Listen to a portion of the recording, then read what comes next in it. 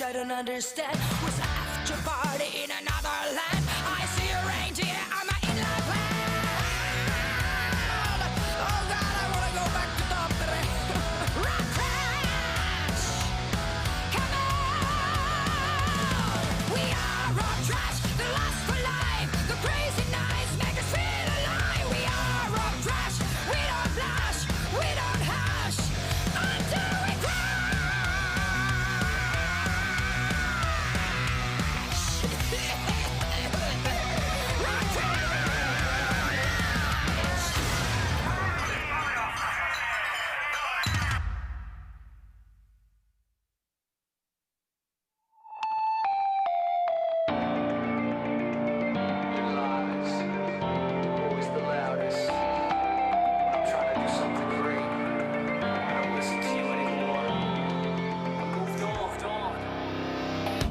I'm a young gun, reloading the moment you thought I was done. I've got the war won, fear as you froze and the bell has been rung. I'm the thorn inside your flesh, I terrorize your rest. I'm always miles ahead. I'm an outlaw, quick with the draw when I rip you apart. There's no pit stop, missing the mark, you're just taking me off. Ride or die, I paralyze your thread. I crucified regret, step aside, who's next? You think that you know me, you thought you could hold me. You just don't know when to stop.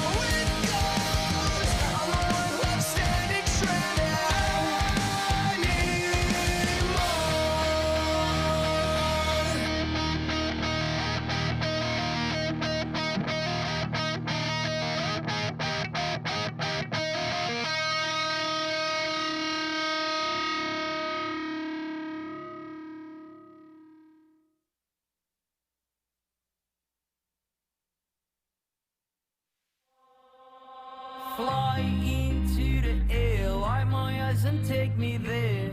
Confetti, confetti, confetti floating everywhere. Show me how to find something to hold on tonight. Confetti, confetti, confetti cover us this time. Gonna fall to the night now, run away right now.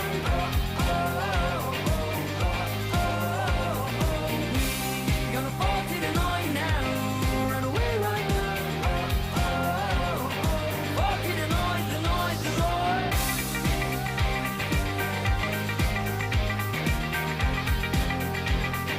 Fall to the night, the night, the night.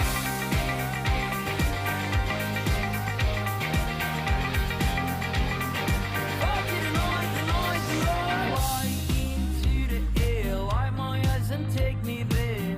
Confetti, confetti, confetti floating everywhere. Show me how to find something to hold on tonight. Confetti, confetti, confetti cover us this time. Gonna fall to the night now, run away right now.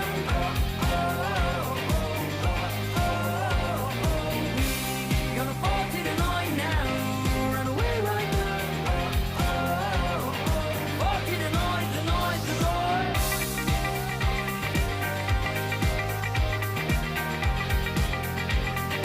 Fall to the night, the night, the night.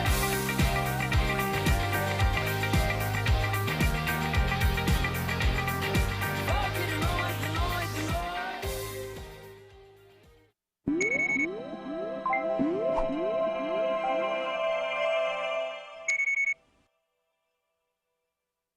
I'm starting with the man in the mirror. If you want to make the world a better place, take a look at yourself and make that change.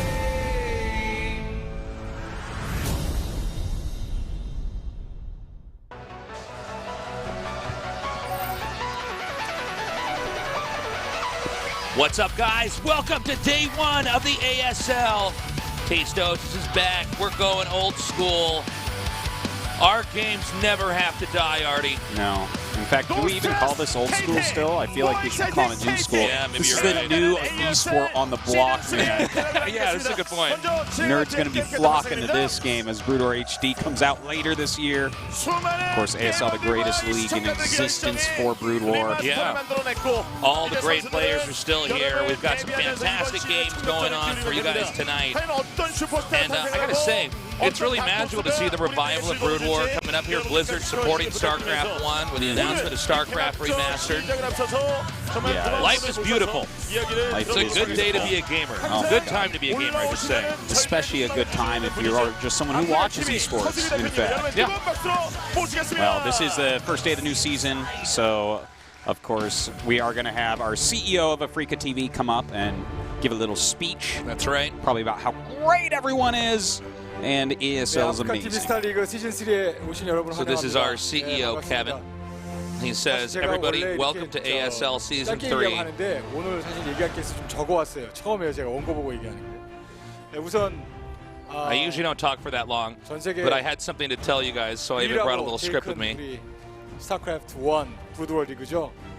우리 은퇴한 우리 프로 게이머들, BJ들 또 여러분들 팬들 이 리그를 가능하게 해준 여러분께 We are 우선 making the 감사하고 biggest StarCraft Brood War 무엇보다도 tournament. 기가업, KT업, 그리고 방 찾는 치트키 다방. And without you guys watching, this would not be a possibility. 감사합니다. So thank you so 사실 much. 그 아쉽지만 I just want to 브루드워 express my 리그는 gratitude to Blizzard 이번 as well, 시즌으로 아마 마지막 리그가 될 것 같아요. and to KT. And would you say Dabang? Okay, Dabang, our other sponsor, of course. 왜냐하면 리마스터가 나오니까. 그렇죠. 예. He says 그래서 this is going to be the last season, right? 리마스터를 가지고 ASL He says, 시즌은 oh, it's silent. 시즌 3가 That's 아니라 because after this season, we're 최소한 doing 시즌 remastered. He let me in on that joke right 가야 before I 되겠죠? went up there. He was like, don't freak out. 그렇습니다. 그리고 So get ready for all new seasons of ASL. We'll be 내일 remastering this tournament as well. AfreecaTV가 그 공지가 됐는데 내일 Tastos in 최고화질의 HD. That's right. 스튜디오가 새로 출시가 돼요. And 그래서 tomorrow, 1080p 8000K 비트레이트 60프레임. 그래서 AfreecaTV 리마스터가 나오면 will be 이 releasing 최고화질의 new 스튜디오 방송하면 optimized 정말 high 멋진 definition capabilities on 방송이 the 될 거고 site 여러분들도 더 that will be 사랑하게 complementary 될 to 것 같아요. 그래서 StarCraft 제가 구호를 Remastered. 만들어 왔습니다. 제가 빨리 하자 하면 So you will not have 리마스터, any problems 계속하자 watching 하면 ASL. the remastered 알겠죠? StarCraft 1 on 한번 Africa 해볼까요? TV. Wow. 빨리 하자. 계속하자. 빨리 하자. 계속하자. And he 감사합니다. said, and fans are cheering, keep doing this, 네. and that does it. AfreecaTV All right, 서수계 that's cool. Excellent. 대표님의 They're gonna 여러 remaster 발표가 us, 있었습니다. man. 상당히 좀 They're gonna 기대가 Make us 되네요. about 2 inches Season taller and 10 3지만 pounds lighter, and then we got an even better version of you and me as well. Oh, yeah. It's the only way to improve, That's right? pretty much it. Yeah. Taller 내일부터 less, 1080p less rotund in the floppy. gut. 진행한다고 합니다. 여러분의 열정과 Alright. 사랑이 이렇게 ASL을 Well. 만들어냈고요. 이제 We'll be going into some pregame interviews with our group. Of course, this is Group A going on today. 이번 시즌의 Yeah, 최고의 선수들을 A is 낼지 awesome. 여러분의 뜨거운 Or 박수 Aardvark, I mean, it just depends. Or ASL. Or ASL. Or the Tosis. All right. We're going to be bringing our players out here momentarily. Now, I'm sure a good amount of you are probably more familiar with us from the GSL, which is the very best and greatest StarCraft 2 tournament of all time. So you might be wondering, is this format going to be exactly the same? Kind of. In Brood War, we tend to not do longer series because there's just more dimensions within one game for someone to come back, and also for the sheer amount of time it takes potentially to finish a Brood War game, we would be here all night. So, you want to take this one from here? Oh, okay. So As far as about I always feel like with anything with tournament stuff being explained, you're just better at this than me. You're Thank just you, better. Tosis. That's why I keep you, You know around. just what to say. Yeah, so basically what we'll be doing is starting the round of 24 tonight. We have 6 groups. Best of 1 in games, but double elimination GSL-style brackets. So winners, we have a match, and then another match. The winners play, the losers play. You lose twice, you're out. You win twice, you're into the next round. See, I told you he was so good at this. So 12 people will advance from the round of 24. Then the top 4 from last season come back, seeded in with them. We'll have a group selection phase. That'll be a lot of fun. And bam, we go to work again. It's That's going to right. be, the same type of double elimination, best of 1. And then when we hit the round of 8, that's when we start increasing the games, best of 3s. And then a best of 5 in the finals. And don't worry, StarCraft 1 is less volatile than StarCraft 2. Yeah, that's for sure. I could talk about that for like an hour and why that is the case, but generally speaking, it's just so mechanic heavy that you're going to have the better player win a lot. You're not going to see too many strategic losses. StarCraft 2 is a lot of times decided in a matter of a few seconds with a big battle. And it's all about the strategy that kind of built up to that. Yeah. But it's also more streamlined. Here, with the comeback mechanics that are sort of within the DNA of the game itself, the best of 1 format is something that's fine here. Yeah, and look, it's not like, for instance, in Quake, like Quake 3, I love the game, but it's so, like, the best player, like, almost always wins. I used to watch Quake tournaments way back in the day. And Yeah, it would you be were like big in the Quake. the top 4 guys were always in the top 4, and the next 4 were always in the next 4, and it was like almost no upsets, which is almost like too much. Like that's almost too little variance, right? But anyways, there's variance exists in this game, but it's low enough that best of 1 still give you a really nice tournament. Here's a quick glimpse of our new map, Camelot. We'll be talking more about this map as the games pick up because it's going to be very matchup dependent. A lot of these maps in Brood War, you make a few alterations on them and the matchup is totally different. Even things like just the entrance size to your base or your expansion, the location of the minerals, plays a much bigger role in StarCraft 1. It's hard to explain, but we'll be able to highlight it a little bit more depending on what strategies they pick out, because I don't want to pick any one thing and then it doesn't come up when the actual match is. So I think it's very important for the vitality of any RTS that you are constantly bringing new maps in, and that's what we're doing here at the ASL, is making sure that we have maps that are going to encourage people to change their styles, to adapt, to come up with new strategies. And maps are just such a big part of the balance of StarCraft 1. This is actually, we haven't had a balance patch in a very long time. People have heard that before. We have been adjusting maps, which I think a lot of people don't realize. Yeah, a lot of people think that it's just a perfectly balanced game. No, it has to do with the maps. When you stop rebalancing the game, the maps are what decide balance, as well as, of course, the metagame a bit. Anyways, enough of that for now. Here are our groups. Group A we will be doing tonight. Group B tomorrow night. Group C the night after the night after the night after the night after the night after the night, or something like that. It's next week. Damn, you're good. Yeah, it's Sunday. So that's a few nights from then. Anyways, and then we'll be on a more screenshot normal. this, guys. Mark this in your calendar. There's some really exciting players joining in this time. Of course, Hyun has come back and has made it in. To see Pusan back, holy crap, that guy is like 100 years old. And he'll be playing. Of course, our observer, Shine, is playing in Group B. That's going to be really cool. And yeah, I mean, there's obviously we got all the big names in there. It's going to be a lot of fun. Even some rookies. Purpose, one of them. Yeah, today is really special because we have a player like Purpose, somebody who is basically off the grid of StarCraft 1 history. Guys, definitely tell your friends to join us here. I know it's been a while since we've done anything StarCraft 1 related. I guess it wasn't since the pre-match to the GSL, the Codas Finals, that we've done anything, but this is going to be a regular thing. It's not going away. It's probably never going away. So start to get ready to make this part of your life. Indeed. Time for the interviews, guys. Pre-game. ASL 시청자 여러분, 저 너무 보고 싶지 않으셨나요? 저는 진짜 너무너무 보고 싶었는데 Just asking if everyone missed her. 선수들의 이야기를 담아 She missed everyone. 현장 분위기를 I missed you, Stargirl, because without you, it means ASL's not on. 그럼 ASL 시즌 3의 개막전에 출전하는 4명의 선수를 차례로 만나보겠습니다. The mood here in the studio is very exciting. She says, let's meet our players. 안녕하세요, 김민준 선수. Of course, Shuttle, 네, 오늘 개막전 the 첫 경기에 출전한 winner of ASL Season 1. 제가 보니까 이거 뭐 You have the 티어로 opening match. How do you feel? 결정됐던 주가 1티어더라고요, 제가. 네. 그래서 굉장히 만족스럽고. 저번 Says, 시즌 yeah, I 제가 좀 noticed I'm tier 1 and I'm very upset by it. 좀 안 좋은 소리 좀 많이 들었는데 이번에는 좀 잘해가지고 That's eliminated very 시즌 1의 quickly from 기적 last 한번 season. 다시 낼 수 있도록 하겠습니다. 네, 오늘의 조가 I 상당히 hope to make it to higher rounds this season. 그러면 아니요. 내가 올라가겠다. 나를 대적할 적수는 없다. 이런 뜻인가요?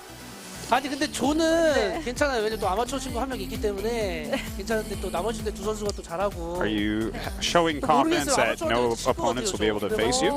많이 Says, no, I'm not 떨리는데 saying that. 열심히 하도록 하겠습니다. 김윤중 선수는 아프리카 TV 스타리그 Even with a new player in my group that seems pretty strong, I don't really know what result to expect. 대국민 스타리그에서 진영아 선수에게 패. ASL 시즌 So 1에서 far, your record is 1 win and 2 losses. ASL 시즌 2 김승현 선수에게 패를 하셨어요. You lost against Movin 저그전에서만 지금 Aimon. 1승을 기록하고 You 있는데 won against 오늘 effort. 문기호 선수와의 경기는 어떤 식으로 You made your 1 준비하셨나요? win against Zerg. 그냥 게임을 많이 했어요. 우선 다양한 저거랑 게임 많이 했고. 근데 또 아마추어 So how did you prepare to play against the amateur 다 purpose? 프로 선수들보다 좀 Which is the name of the 밀리겠지만 guy he's going 또 against.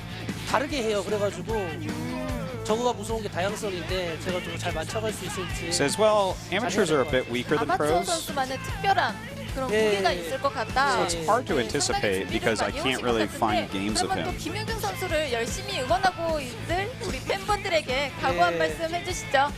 우리 또 전파기들이 또 카톡으로 오늘 잘하라고 Any words you want to say to your fans? 연락 왔었는데 잘할게. 본선 올라갈게요. 감사합니다. 네, 감사합니다. 김윤중 선수 Says, yeah, I'll try my 만나봤습니다. best to 그럼 make it to the 다음은 next round. Thank you. 문기호 선수, 아마추어 선수. 안녕하세요. 네, 좀만. There's 네, Purpose. He's our new player here. By the way, knocked out Nada to get in. Whether you're happy or sad about that, he says he's very nervous. He's very young. He was born in 1996. 최연소 선수로 참여를 하게 됐는데 1996. Oh my 지금 God. 큰 형님들 정말 많이 기다리고 계시거든요. 경기 어떻게 준비하셨나요? He's the youngest participant in the season. 아마추어가 무조건 떨어진다고 생각을 You're gonna face against only veterans. 네. 이게 연습을 안 How do you, 해준다고 how will you 아마추어 prepare? 친구들이. 아, 같은 아마추어 동료 친구들이 연습을 안 해줬다. 그래서 윤중이 형 방송을 많이 봤어요. 어떻게 오. 하는지 보고 네. 그거 보고 맞춰가려고. It's hard to prepare Oh, because no one really wants to practice with me. 부족한데 하는 걸 많이 김윤중 봐가지고. 선수의 플레이를 정말 정밀하게 분석을 해왔다. 네. Says I watched Shuttle stream a lot. 이거는 변수가 있을 수도 있을 것 같은데 뭐든지 또 첫 단추가 So I did some analysis of 중요하잖아요. that. 오늘 개막전인데 네. 어떻게 좀 떨리진 않으세요? 개막전인 만큼? 아직은 괜찮은데 게임 할 Your very 때 first 손이 match 떨릴 것 offline, 같아요. that's going to be pretty 근데 tough. 유리하면 Aren't you 유리한 nervous? 거를 못 지킬 것 같아요. So far, I'm fine. 칠 수도 있다. 네. 그러지 않도록 마인드 컨트롤을 정말 You know, 잘 when I get into the games, though, I might be very 끝으로 nervous. 이제 문규 선수를 아직 모르는 아프리카 TV 이제 시청자분들이 많이 계실 것 같은데 자기소개 한 말씀 해주시죠. 자기소개요. 네, 각오랑 자기소개.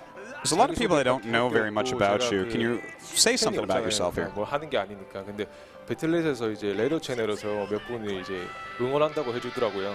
Says, I know I don't have any 그거 말고는 fans. 없어요. 그리고 각오는 네. So I'm 제가 so new. 영승 2패만 There are 안 some people 하고 who've supported me. 떨어질 확률이 조금 높으니까 1승만 하고 그러고 갔으면 좋겠어요. I know I'm 네. it's a high chance I'll get 실력으로 eliminated today, but I'll do my 선수. best. 감사합니다. 좋은 성적 I'm not sure that's what she 기대하겠습니다. meant when she said tell us about yourself, but okay. 다음은 김민철 Says 선수 have a great game 만나보겠습니다. tonight. 안녕하세요, 김민철 Yeah, let's 선수. meet Solky. 오늘 Or 첫 StarCraft 경기를 2 이제 legend 윤찬희 선수랑 return to 대결을 StarCraft 하잖아요. 어떻게 준비하셨나요? 일단 So you face against Mong tonight. 그래도 저만의 방식대로 그냥 준비를 했어요. 그래서 저만의 방식, 네, 철벽, 네, 수비.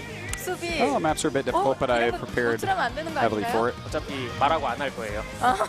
Yes, defense is the name of the game. 네, 감사합니다. 그 예선을 통과하면서 가장 Yeah, just 'cause I'm 기억에 speaking like 남는 this 경기가 doesn't mean I'll 있다면 play 어떤 like it. 경기가 있을까요?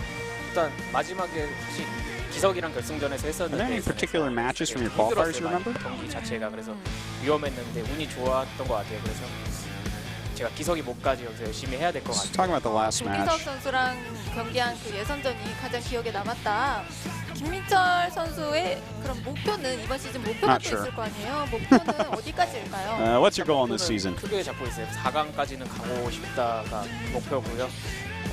열심히 할 생각입니다. 네, 충분히 4강까지 갈 수 있는 성적을 또 Well, I want to at 보여주잖아요. least make it to the semifinals. 그리고 최근에 또 몸이 좀 안 좋으셨다고 제가 들었어요. 많은 And 팬분들이 definitely seems like he has the potential to make it to the 걱정과 semifinals. 기대를 김민철 선수에게 기대를 하고 계실 팬분들을 위해서 한 말씀 해주시죠.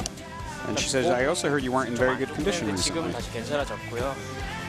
오늘 경기 Said, yeah, I wasn't feeling too well recently, 많으실 것 같은데 but today I feel alright. 그래서 경기력 멋있는 모습 보여드리도록 A 하겠습니다. lot of people are expecting a 감사합니다. great 좋은 performance from me 성적 tonight. 기대하겠습니다.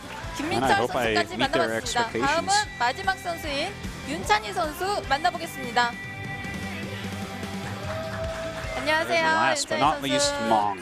네, 대국민 스타리그 때부터 Mong, 지금 Mong, ASL Mong. 시즌 3까지 4연속 지금 본선에 진출을 했어요. 정말 저력이 대단한 것 같은데 소감 한 4 말씀 times in a row 부탁드리겠습니다. for ASL. 근데 매번 How do you feel 올라오긴 about 하는데 that? 네. 솔직히 소리 없이 묻히는 경향이 되게 많았고 네. 그냥 오늘 Says, I know I always make it through qualifiers, 미쳤어요. 이거는 솔직히 but somehow I 저만 disappear very quietly from the tournament 알아주시면 itself. 감사하네요. 네, 반드시 네. 오늘은 좀 He's like, yeah, 존재감을 like 드러낼 really, 필요가 있을 thank you 것 for 같아요. noticing I've made it into 네. the ASL 4 times in a row. I think many people haven't noticed. 없어요. 이제 네. 테란을 대표하는 선수가 됐는데 네. Says, yeah, in this season we have just 4 Terrans and you're one of them. 일단 오늘 뚫는 거요. 일단 뚫고 What is your 요새 goal? 체력이 너무 많이 떨어져서 이제 A조 개막전에 올라가고 이제 2조까지 하는 데에서 I just want to make it to the next 2조까지 round. 하니까 이제 좀 That's my goal. 체중 감량도 좀 하고 이제 좀 열심히 좀 해가지고 이제 차근차근 목표를 그때그때 정하려고요. 그때 So 당장의 they plan to lose my 목표는 weight? 그럼 오늘 우선 통과하는 거네요. 무조건 통과하자. 그렇죠. 오늘은 네. 솔직히 And I'll make further plans 미리 after that. 일부러 미리 왔어요. 미리 와서 좀 숨 좀 풀어보고 너무 오랜만에 네. 이렇게 경기를 하다 보니까 미리 와서 Came to the 숨 studio 풀어봤는데 really early. 감이 괜찮더라고요. All by 네. 오늘 딱 myself. 올라갈 것 같은 그런 느낌을 And I have a 줬어요. pretty good feeling. 그래서 오늘 많이 기대해 주셔도 될 것 같습니다. I 네, just have 좋은 this 성적 feeling I'm going to make it to the next 기대하겠습니다. 끝으로 round. 이번 시즌에도 윤찬희 선수를 응원하고 있을 팬분들을 위해 한 말씀 해주세요. 일단은 어차피 이게 뭐 마지막 인터뷰도 될 수 So 있겠지만 there are fans out there that 올라가서 support you. Any 이따가 words to them? 한 말 마저 He 하겠습니다. says, this might be my last 네, interview. 감사합니다, 윤찬희 선수. 윤찬희 But I hope I 선수까지 make it to the next one. 만나봤습니다. 정말 And have another interview. 선수들의 각오가 대단한데요. Okay. 경기에서는 All 어떤 right. 모습을 We've interviewed our 보여줄지 players. 저희도 We are 열심히 going to be 응원하겠습니다. starting our first game shortly here, guys. 자, 그럼 Also, 계속해서 apologies, ASL we didn't realize the URL was changed here, so we've tweeted out the proper link to your friends. What is the proper link, Tasis? I The was proper link translating. is, I have no you idea. know, I was taking care of it. It's twitch.tv/. 응원해주세요. 한 분을 AFASL. So AFASL. because I just tweeted to 90,000 people the other one. So quick change there. If you direct people to our Twitters to get the links, apologies in advance. Anyways, Yeah, sorry about that. proper link is out there now. Anyways, going into this game, Yeah, we have all sorts of offline events. Come down to the studio, etc., etc.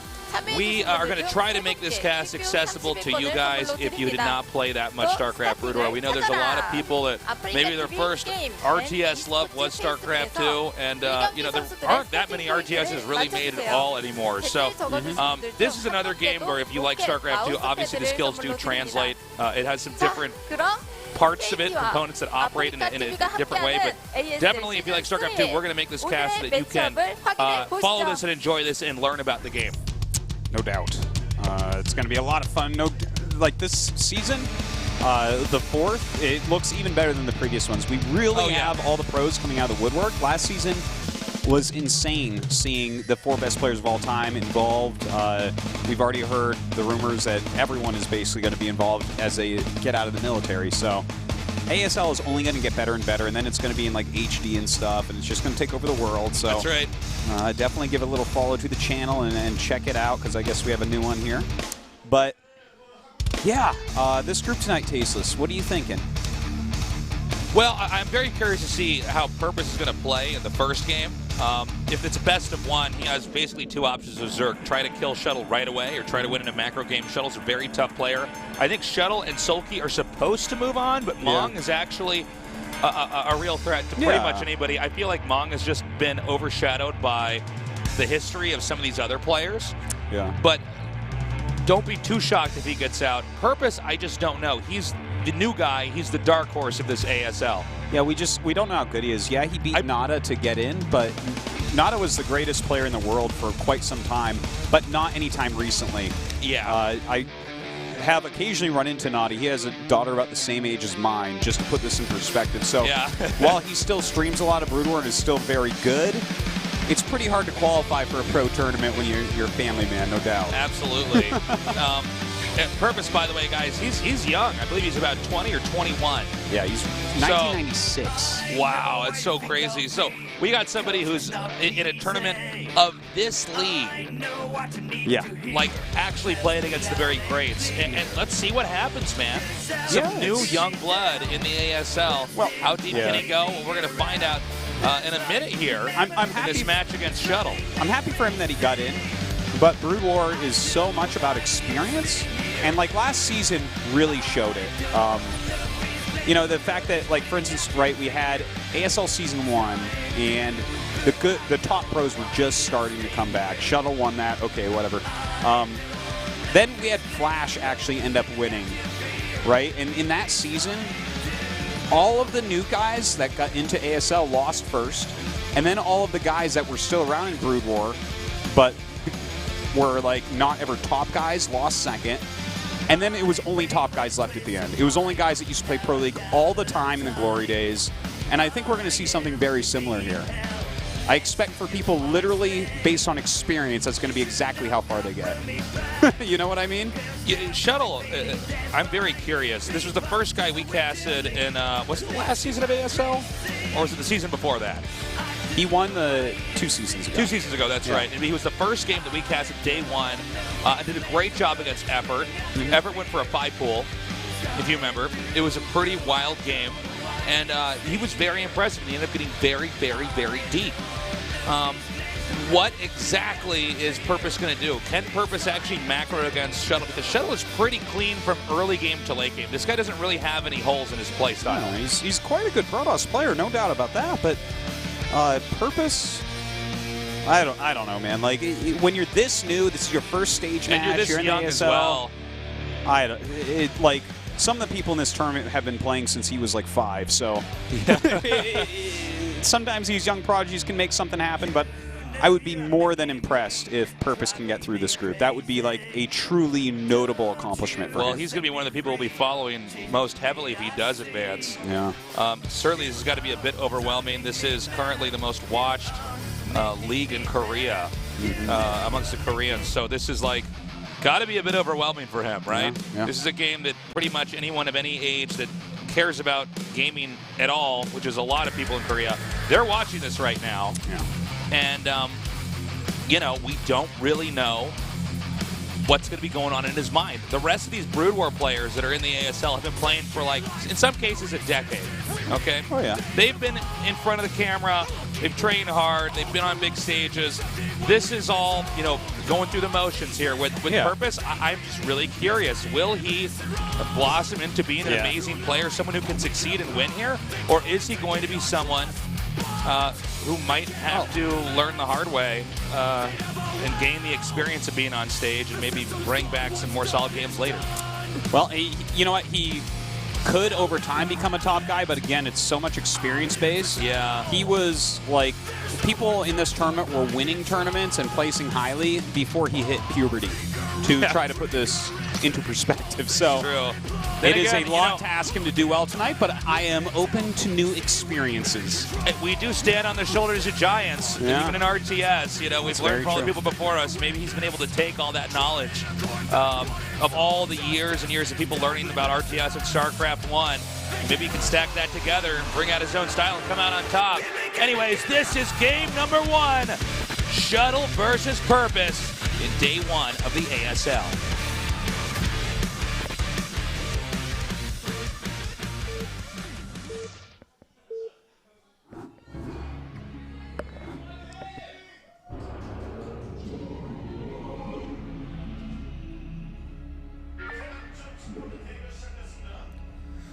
Okay, in the upper left, in the yellow, our Protoss player, Shuttle. His opponent here in the bottom right, in the teal, our Zerg player, and brand new to professional gaming, Purpose. Managing to defeat Nada to get here to the televised match, which is, obviously, I don't think Nada was in great shape currently. He was very good a very long time ago, but I think if you beat Nada at all, that definitely well, that's just impressive no matter what. That's a feather in your cap no matter what. Yeah. So, Nada was a bonjour of StarCraft. Absolutely. He is one of the greatest of all time, possibly the most widely respected pro of all time for overall skill. So we're on our new map, Camelot. This is a map, obviously, that Protoss can fast expand on. There's a large, low ground area in the middle of the map, and it seems, at least from what I've looked at with the map, you can expand either way, to the upper right or to the bottom left. Okay. We'll see if that's actually how this pans out. I'm not sure about some of this, especially in some of the more modern ZVTs. This has always been a strategy, but it seems to be more popular in the meta now in Brood War, is trying to secure one location and turtle at it and expand, you know, towards other locations. I don't know if this is a map that really is going to reward that, but we'll have to see a lot about. It's going to come down a lot to how the players can set up their structures to try to defend different locations. That's always one of the biggest things on a new map is, okay, what is the new placement going to be from the top players? Because you can get very abusive with placement in Brood War. Yeah, that's definitely true. Looks like here a 9-pool opener here from Purpose. So we'll see if he's going to... We'll see what he's going to do with that. Going for a Forge over here. And he's going to do that because he does see the early pool. Yeah. Of course, sending his scout out so quickly. Now the... oh, he's going to actually get the probe. Okay, nicely done. He'll now be able to plant the hatch. Yeah, and he'll be completely safe against everything, I would imagine. No gas yet, so not all that scary coming out of Purpose. And for now, it's going to be Protoss just trying to expand up here, get a gateway out, get some gas.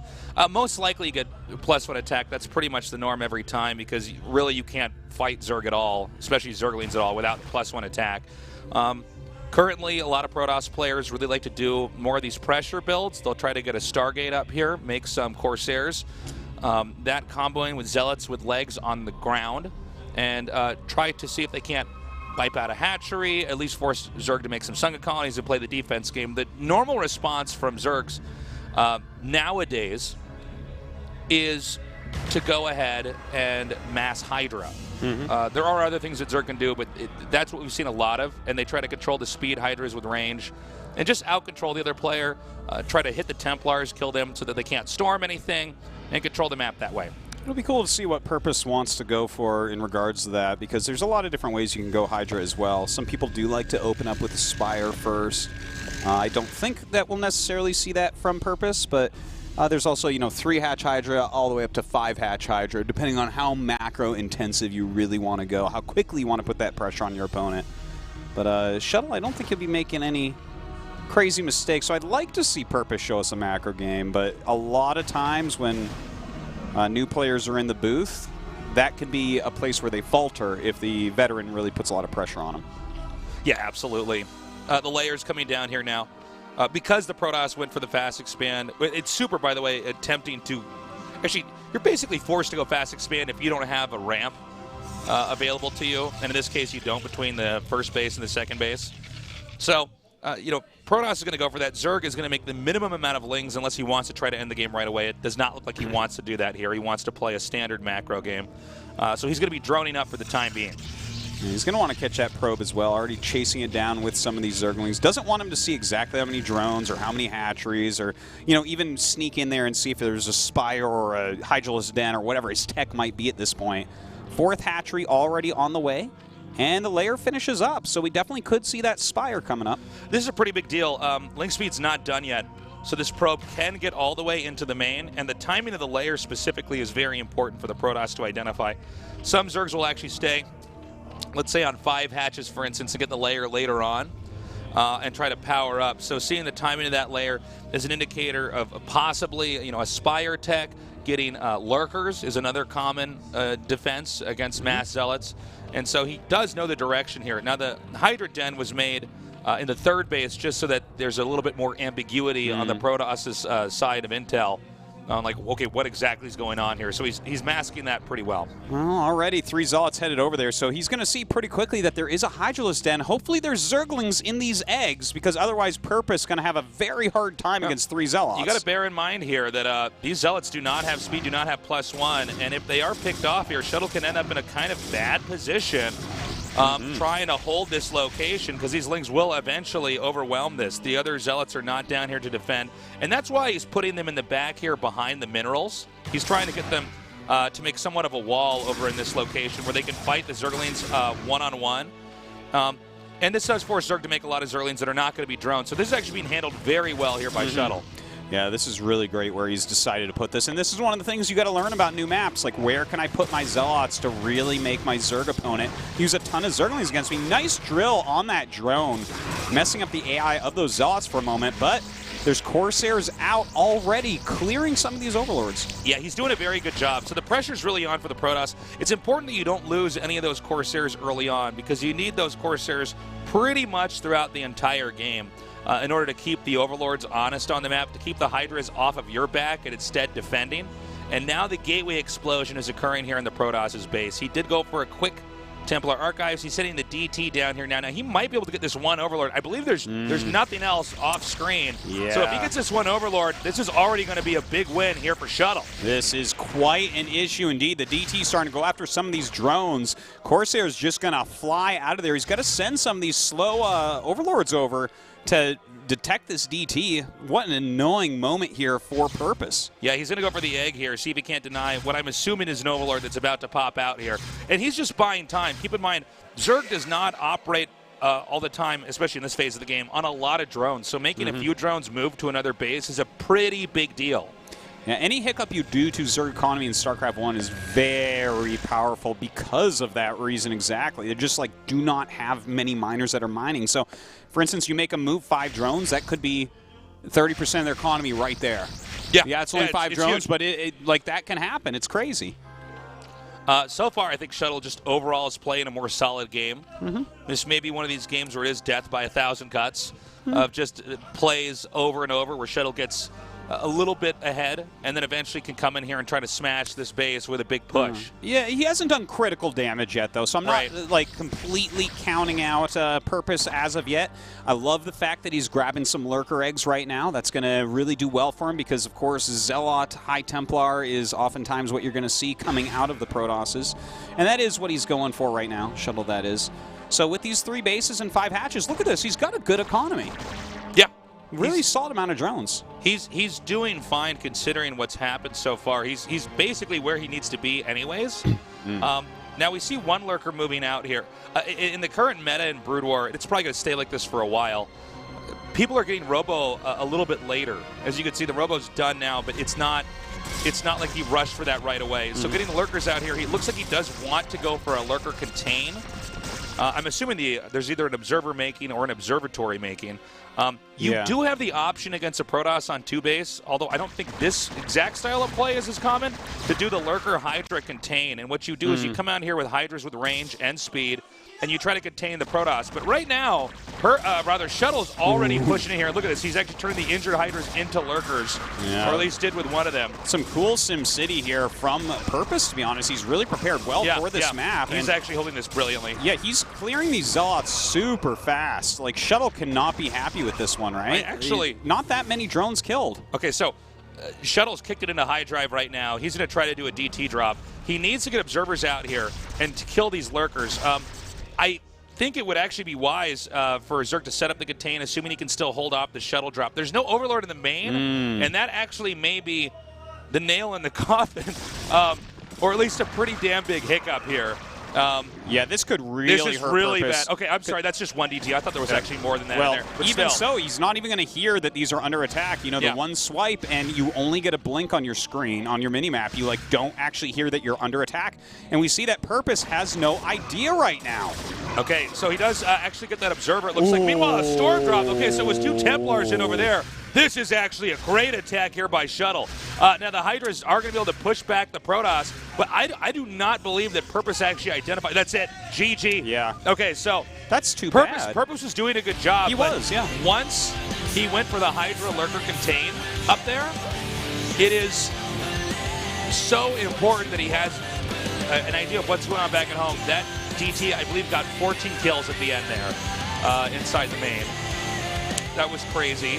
And then the storm drop came in and killed off all the drones. And I mean, from there, Zerg is running off of probably 8 drones at his other base. Yeah, that was really quite brutal because he was doing a very good job. If that DT drop and High Templar drop hadn't come in, I mean, obviously that's why Shuttle did not have so much at home. He got a very quick Shuttle living up to his name, but I feel like we actually had Purpose at an advantage until he lost all those drones. He had defended the first attack brilliantly, the second attack even better, had lurker tech, had 5 hatches going, had a good economy, but the harassment of Shuttle just killing him instantly. There's a lot of subtlety when you watch the early game and what the Protoss is doing with the Corsairs. Eventually, the fact that he drew out those Overlords over to the natural, it was exposed later on. Anyways, guys, we're going to go to a short break. We come back, game number 2 in day 1 of the ASL.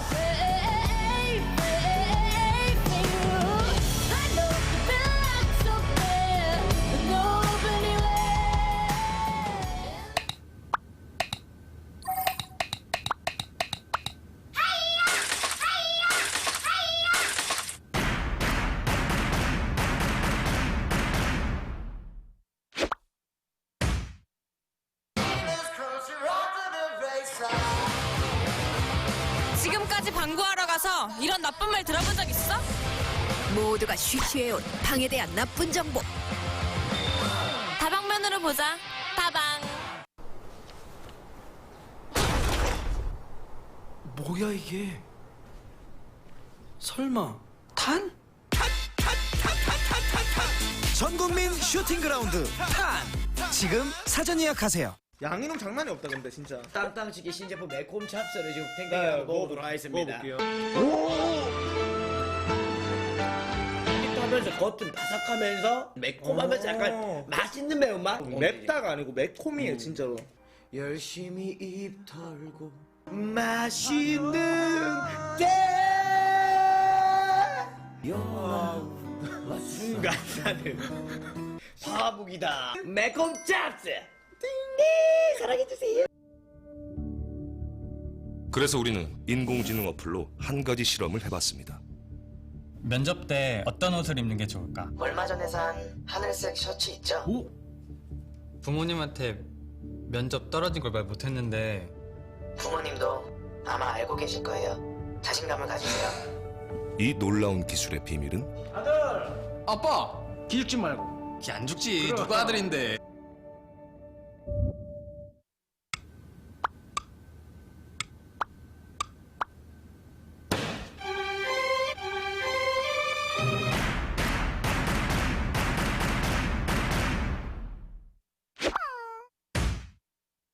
그 제 아이디를 추가를 하면은 제가 나와요. 사연 주세요.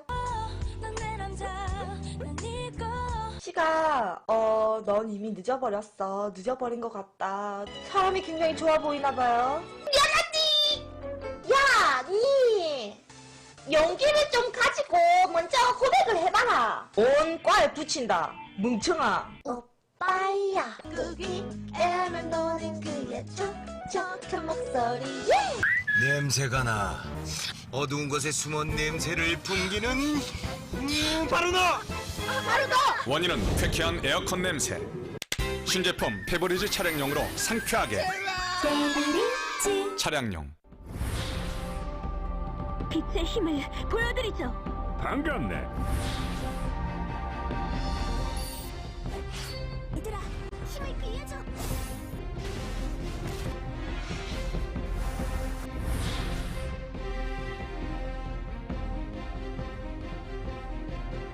누구도 나를 막을 순 없어.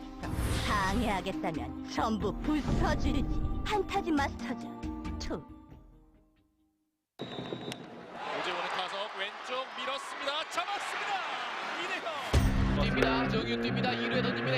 2루에서 아웃이에요. 이대형 왼쪽으로 타구를 띄웠습니다. 다시 한번 포도 잡니다.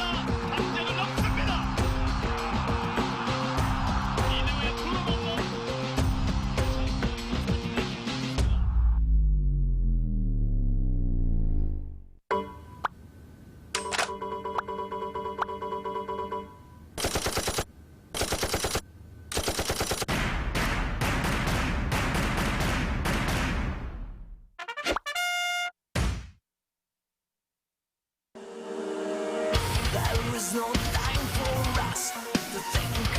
We're back at the ASL. We just finished up game one. Purpose actually looked pretty good in the early game, but I think Shuttle was pretty tactically intelligent the way he engaged with the DT in the main and storm dropping. And if he starts on 3 bases and loses that many drones, it's really hard to come back from a 2-base power in Protoss. Well, it really hurts, and you know, it's, I guess, one of the features of StarCraft 1 that if the DT one-shots your unit, you don't get a verbal cue for that. And that, like, to drop that first in the main, where it's less likely to have an Overlord than High Templars in the natural, it was just very well done by Shuttle, very well thought out. You know what's actually very smart about it is the way that that's set up there by Shuttle is that if the drones are transferred, they get stormed there. Yep. So it was a very, very good setup. And he was actually pretty diligent about having his Corsairs in the upper right to make sure that that flight path was basically going to go unknown. And in that main on Camelot, you can drop out of vision. I want to highlight something that you said, Artosis, because I think this is really important to explain to a lot of the viewers that might be new to Brood War, is that if something is killed but not taking damage, like if something's one-shotted, it doesn't tell you. Yes. That's like, it would have essentially like no way to notify the commander or something. It just died. So a stealth DT, like let's say it's killing probes or drones, you have to be watching for that. Yeah. It'll only signal a little thing on the mini-map. It won't tell you your forces are under attack. So if you're not everywhere, like using that APM to check every part of the map that you own, you might miss that. And if you're like behind by like 20 seconds, all your drones are dead. Exactly. He didn't look down. You could see the look on his face as well as when he saw it, because it's like, oh, well, I guess that's how I lost. Because he was playing a good game. He was playing a solid macro game. Yeah. But, you know, that's Brood War for you. Going into match number 2 now. Sulky going up against Mong. Of course, Sulky crushing face in the ASL Team Battle League, destroying such juggernauts as Flash himself. This kid was a legend in StarCraft 2, and looking to do that in StarCraft 1 as well. Sulky had said that lately he was a little bit off in his play, but he was feeling better today. We'll see. Mong's actually a very good Terran. Yeah, he's quite good. I think he's kind of overshadowed because there's not like the insane, crazy history that a lot of the other Terran players have that are in the ASL, but he's like actually one of the more modern, top-tier Terrans. So let's see what happens. Now we go into game number 2, Sulky versus Mong in the ASL.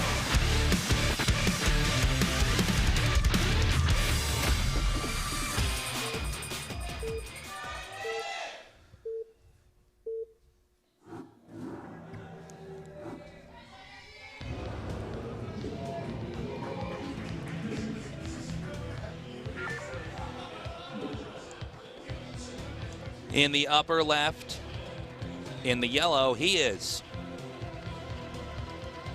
Sulky. Oh, almost did a GSL intro there. Yeah. Sorry, guys. Sorry, guys. Okay, so he is Sulky. Obviously, he's been a very accomplished StarCraft 2 player. He's a very good StarCraft 1 player as well. In the bottom right, in the blue, it's Mong. Yeah.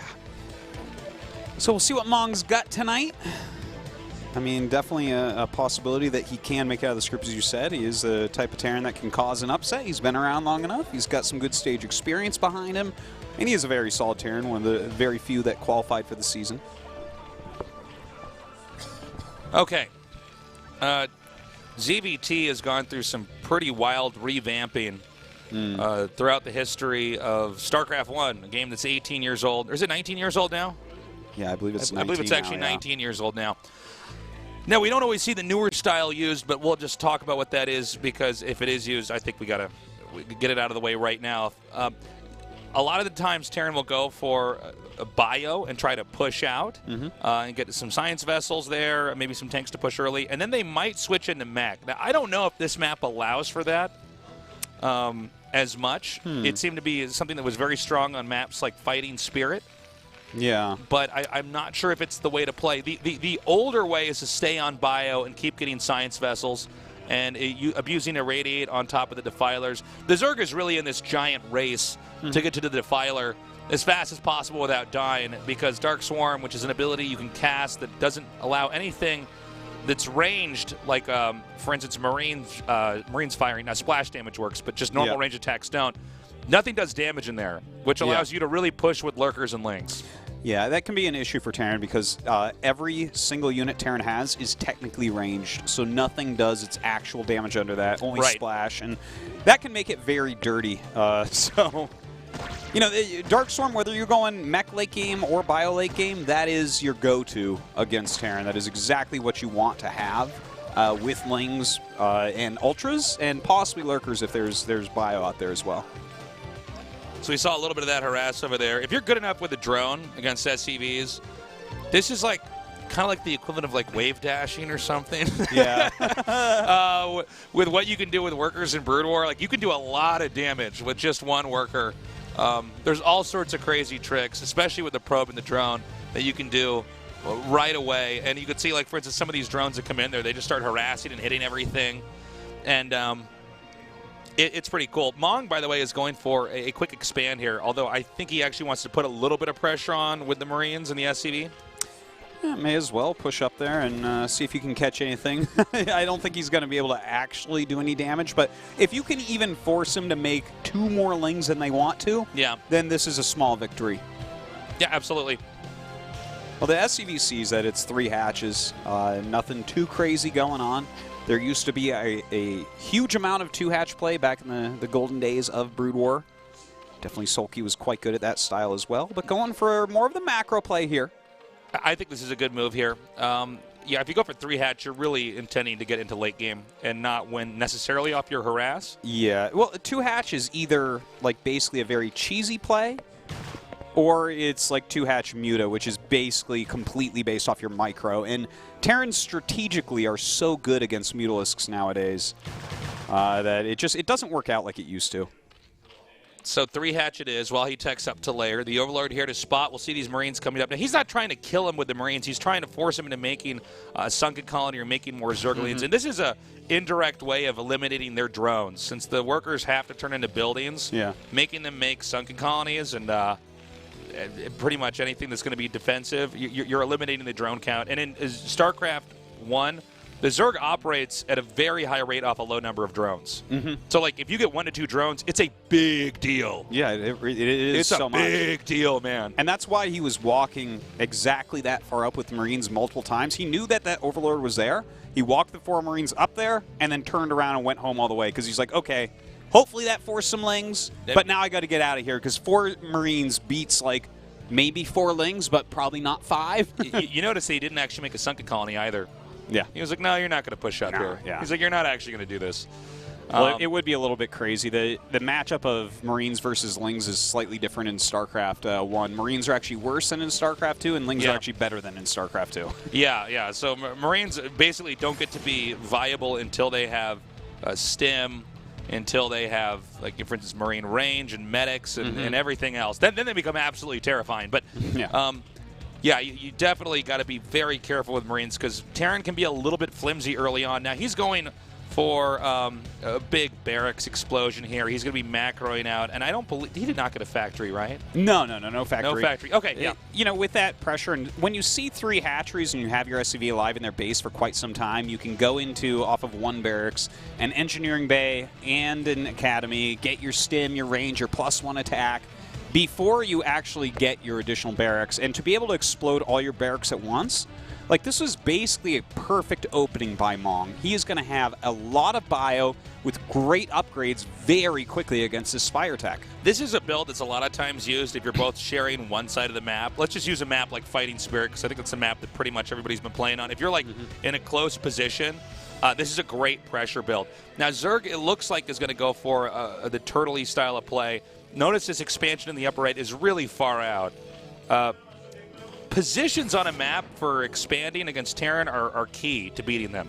You need to expand away from them. You want the Terran to really have to walk uphill if they're going to get to your bases and walk a long way, and hopefully you can booby trap the map or flank or do something while this is going on. And I believe he's going to make another base here in the bottom left. That's cool. I like this move out of Sulky because you have to have a 3rd base against Terran. If you don't get to keep one, you're in trouble. So double expanding can be a good strategy to do that. This is pretty early for a double expand. It's going to cut into his Ling count. But he's hoping with this Mutalisk Micro he can keep this 5 Rax Marine at bay. I remember talking to Legionnaire about stuff like this a long time ago, and he was talking about sometimes it's like you might even want to have the drone out there just because you have to have a 3rd base. If the upper right base is taken out, then the bottom, at least you can take the bottom left immediately. Yeah. Even though you're not mining with 1 drone, I mean, it's like the gamble is actually pretty huge. Now, he's trying to bait out stims here. Yeah. Because the medics don't have endless energy. He's also trying to consistently show his mutas and keep the Marines as far back as possible. He's trying to threaten the fact that he could run in and maybe do damage because he needs time to get lurkers out. If this Bioforce gets to the top right before he has lurkers, how does he save that base? Most likely he does not. Yeah, he probably... this build is pretty much meant to trudge through Ling Muta. Yes. Because it's really a game of numbers. And in fact, I think that there's a chance Sulky will have to rely entirely on this base in the bottom left. So this gamble that he took may end up paying off. Mong, by the way, is playing a very nice game. He's being very patient about going to the top right. He continually turns around and stims to hit Sulky, because normally as Terran attack moves towards the top right, you can pick off the back Marines and medics, but he's not even allowing that. So Mong is very much on top of his game right now, taking down that 3rd. Now, Mong's playstyle was not without sacrifice. The Star Port is going to be much later, which means Science Vessels are going to be much later. And Science Vessels, they're like one of the core units that you have to have if you're going to beat Zerg. Yeah. You need a Radiate to hit mutas, to spot for lurkers, to defensive matrix your Marines. And now Mong is just going to go for it. It looks like he wants to try to push up into the main. There is a scouting SCV that's going to check for this base over here. Pretty bold move here by Sulky. He's trying to shave off these Marines as much as he possibly can and try to interrupt the reinforcements. Yeah, he's trying to stop whatever he can from getting together, because once all these units are together, basically all that's going to hold against him is lurkers. So he does get to burrow on top of a ramp, and that makes it really hard for Bio to actually break. So hopefully he's going to be able to actually hold on to this base while he goes up into Hive. You stim with a maxed out army with 3 lurkers on a ramp. It's still a game of chance, ladies and gentlemen. It's really hard to get up there. Very good chance you'll get shredded. One of the strongest positional plays in the game is having lurkers at one angle hit Marines.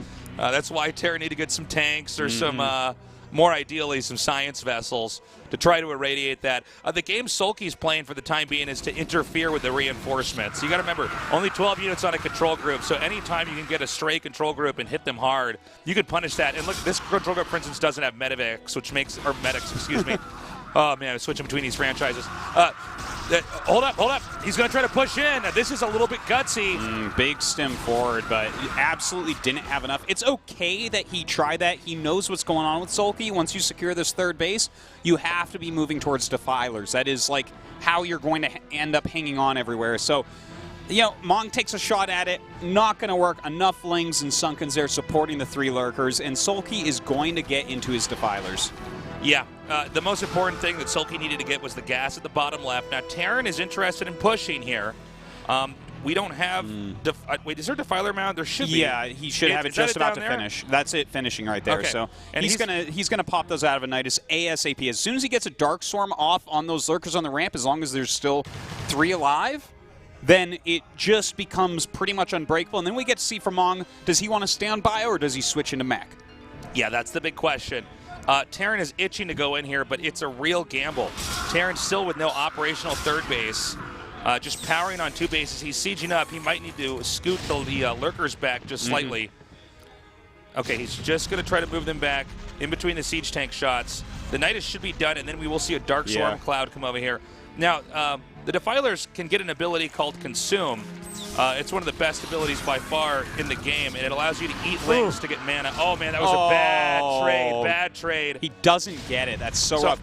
But he sends enough Lurkers through. He's going to be able to hold on to here until his Defiler's out, no matter what. That's right.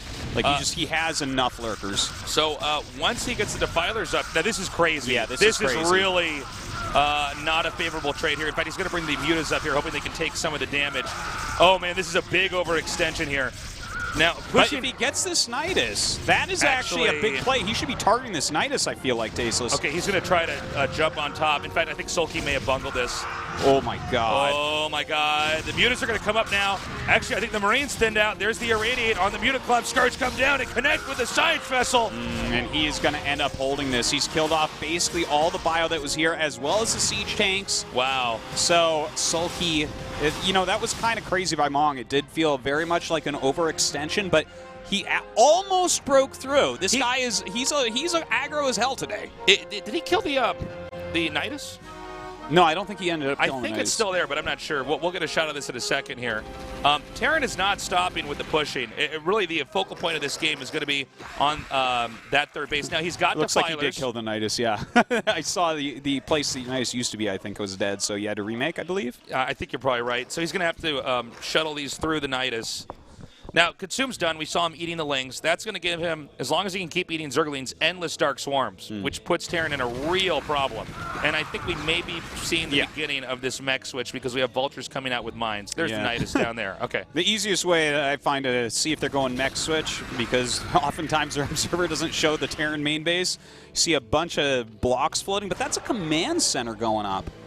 Once you do fully switch to mech, you want to throw your barracks out around the map. They just kind of spot for you because against mech, you don't want to have really units that hit air. Those units are too weak against mech. So. Yeah. So, originally, in the early Brood War days, and actually through the vast majority of Brood War's life, Terran stayed on bio and just kept irradiating and pushing. There was also an alternative mech from the start playstyle. People like Yosh and a lot of good Koreans would use that, but it was kind of off and on depending on the map. But this is a very interesting, different way to approach it, where you have bio at the start and then you switch into mech later. And Terran is basically at a disadvantage while the Dark Swarm's here. He can't really combat this. Yeah, has some Firebats out. So Firebats against Lings under Dark Swarm is an okay trade for sure. Firebats just kind of wreck Lings overall, and they have a ton of splash, so that can work out. But he just lost 2 more vessels right there. Yeah. And that is definitely an issue. You want to keep your vessels alive as long as possible. As you're switching into mech, eventually you lose them because you're making very few anti-air units with mech. And those units don't do well against Scourge anyways. So, you know, you don't expect to have them alive all game, but to lose them this quickly, to invest in Irradiate and 3 vessels and get off a total of 3 Irradiates is not a good cost. So we see the Vultures are coming in here. What the Zerg player is trying to do is continue to secure bases while the Terran is trying to plant mines to hopefully eat through a lot of these. That's why these Lings are being sent out. They're actually being sent there to get absorbed into mine hits. Yeah, if he can clear those mines, he can get through the map a lot quicker. And Trying to make the Terran, it's like a battle of APM in a lot of ways because each Vulture gets 3 mines. So you have a ton of mines, but to lay them all over the place is really tough considering one Zergling could drag 3-4 mines sometimes. Yeah, exactly. And Terran also would be making a lot of tanks behind this. You can get Goliaths eventually if air becomes a real threat. Probably not necessary right at the start. There you go. See the Defiler completely safe under the Dark Swarm. Even leapfrogging. Yeah. He's like, I can take 1 step, 1 matrix across to get to the next Dark Swarm. And so that's the burden. And the reason why Terran goes into mech is because splash damage is so strong that even under Dark Swarm, if you have enough siege tanks, you kind of kill everything underneath that anyways. Oh, nice push over here. And he gets a Dark Swarm position, which is huge. That's going to deny mining at this base. Terran on 4 bases, though. And this is the exact game plan Terran wants to have, is to try to irradiate the Defilers while avoiding the Scourge. Yeah, if he can continue to do that, you gain so much value over time out of those science vessels. But these moves by Sulky are very good. As the mech switch becomes more and more so, the Lurkers lose value. They're great against bio, but siege tanks truly wreck them, and so do spider mines. So anything you can get done with the Lurkers, slowing down mining, doing some damage is awesome. Okay, and that's going to be Plague. That drops all the units HP to 1, which burns out the medic energy. Meanwhile, the Lings come through and tear through this. Both these guys doing a great job, especially with Zerg now denying the bottom center base. Not too much mining going on right now for poor Mong. Does send his Vultures up and can clear this out. He's going to have to lay some more Spider Mines. Still very heavy on Ling Lurker is Sulky, but soon enough we should see a transition into Ultras. Okay, it looks like the one Lurker in the middle of the map is now being chased out. Terran pretty much getting dominion over the bottom right. If you look at the rate at which Mong's expanded, this is a threat right now to the Zerg. He's lifted his barracks up because he's going into mech. He's going to use these kind of like their overlords. It looks funny, but it's actually pretty strong because it takes so long to kill a barracks. Yeah, and what do you have that actually hits air units right now? Maybe a couple mutas left? In fact, it's problematic for Scourge. Yes. If you A-attack move, they hit the barracks. It's there's a lot of really abusive things you can do to mess up your opponent's control. I mean, it's crazy how deep the rabbit hole goes in Brood War with micro tricks. There's a lot that can be done with those. And, of course, the Ultralisk Cavern going up, especially when you see those barracks flying, because it's not like Bio beats Ultras or anything, but Lurkers are really good against Bio. So you kind of want to be making them while Bio's still being made. But now that the Bio is out of the picture, we should be seeing some drops, a lot of Lings, a lot of Ultras, and some Defilers. Yeah, and it becomes this really interesting, like, push versus harass game, and occasionally you try to drop right on top of the mech army with the Ultras, with the Lings. These Lings have the Adrenal upgrade, so the amount of damage they do is pretty insane. Yeah. They're doing a great job right now, and still some Vultures harassing the map, running through that Dark Storm as we saw as well. Anything that he can cancel off is nice. There's a lot of bases mining for Mong right now, I have to say. Yeah, he's definitely got a better macro engine going for him right now. You see these few Lings coming up here. Now, what's funny is, as good as the tanks are, Lings can kill them very easily, and it's super cost efficient here for the Zerg. Zerg is going in here trying to use drop because he can go past the mines, past the Vultures, past the tanks, pretty much wherever he wants. And while this is all going on, at the very top center, there's a skirmish to try to fight over the last base that has an available gas over it. And look at that, the Dark Swarm in the main base, getting on top of these units. He's got to pull out from underneath because the Zerglings are basically invincible under there. This is so annoying. Oh my god, his armories! If he gets the 2 armories, that's going to be huge! Oh my god, that top armory going down in a matter of seconds. The bottom one going to be repaired for now, but Ling's getting in everywhere right now against Mong. This was a really nice job there by him to actually take out that one armory. That can pay off in dividends later on in the game. I have to say, Sulky's doing a very impressive job just denying mining everywhere. The Zerg has gone into full-on drop phase right now. Keep in mind, a mech army minus the Vultures is not that mobile. The tanks are not that helpful. And if he can actually drop on top of these tanks over here, the amount of damage he can do should be huge. If he actually unloaded them all at once, which he didn't do. Okay, never mind. A little bit of messing up there on the unload. That was some bad control there. Well, I mean, you know, that wasn't the best thing that we've seen. A little bit sloppy, but that's okay. That's going to happen. Mong has a lot of the map. Just look here how much he's cut it up. And the thing is, Sulky is just kind of getting started with these drops. He's very good at this section of the game against mech. Generally spreads well, but I love the extra missile turrets that Mong has added in. He has a few Goliaths in there as well, but, you know, Goliaths, they don't really fight that well against anything on the ground. Yeah, it's funny. It's like you want to have just enough Goliaths to deal with any air attacks, but if you overmake them, then their ground army just kills you, and they don't even have to do anything fancy about it. So you want to see what really sucks against Dark Swarm, man. Try a Goliath.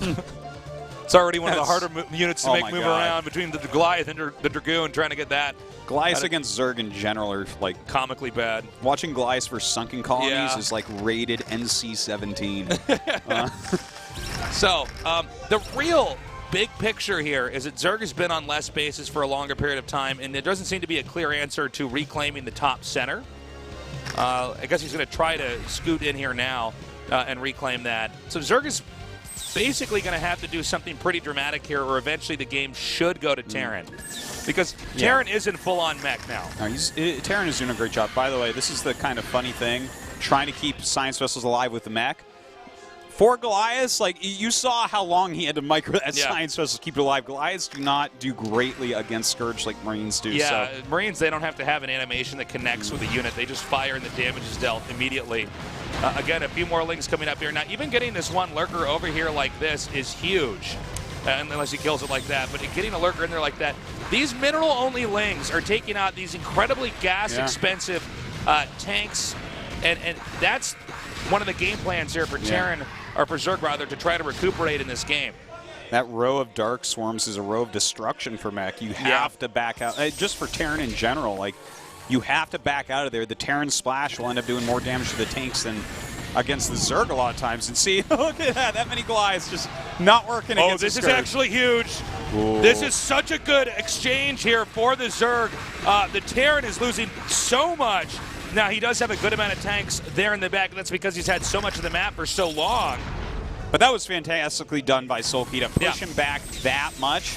And that's what Sulky's going to continue to do here. And then especially as more Goliaths die off, we can see drops on top of them into Dark Swarms on top of them. And that's where it gets really tough for Terran to hold on. Now, keep in mind that Zerg has been trading a little bit more effectively in some cases than the Terran has. Which means even if the Terran has been mining more of the map, if the Zerg keeps having these effective trades, that last one, by the way, was not one of them, but if the Zerg keeps having some effective trades, Zerg might be able to be excused from having less bases overall in this game. Well, he's going to have to get on that ASAP because another base looks like it should be falling down here. Defiler coming down with an Ultra and a few Lings, but this is not really that many units for Sulky. Yeah, his army's really starting to thin out. He's getting some pretty cool tactical plays off here, but I'm just starting to worry that overall the sheer amount of muscle that Mong is pushing with could end up crushing his opponent. Well, his push is so fast on this new map, going right across. He goes from defending his expansion with his units to attacking Sulkies in the matter of 2 or 3 sieges, and that's pretty close together. So Mong doing a great job still, mining a lot. Sulky's trying to harass as best he can, but he's been having a hard time keeping his bases together. One little note I want to point out, guys. Workers do not set off mines in Brood War. So you'll have to rely on them.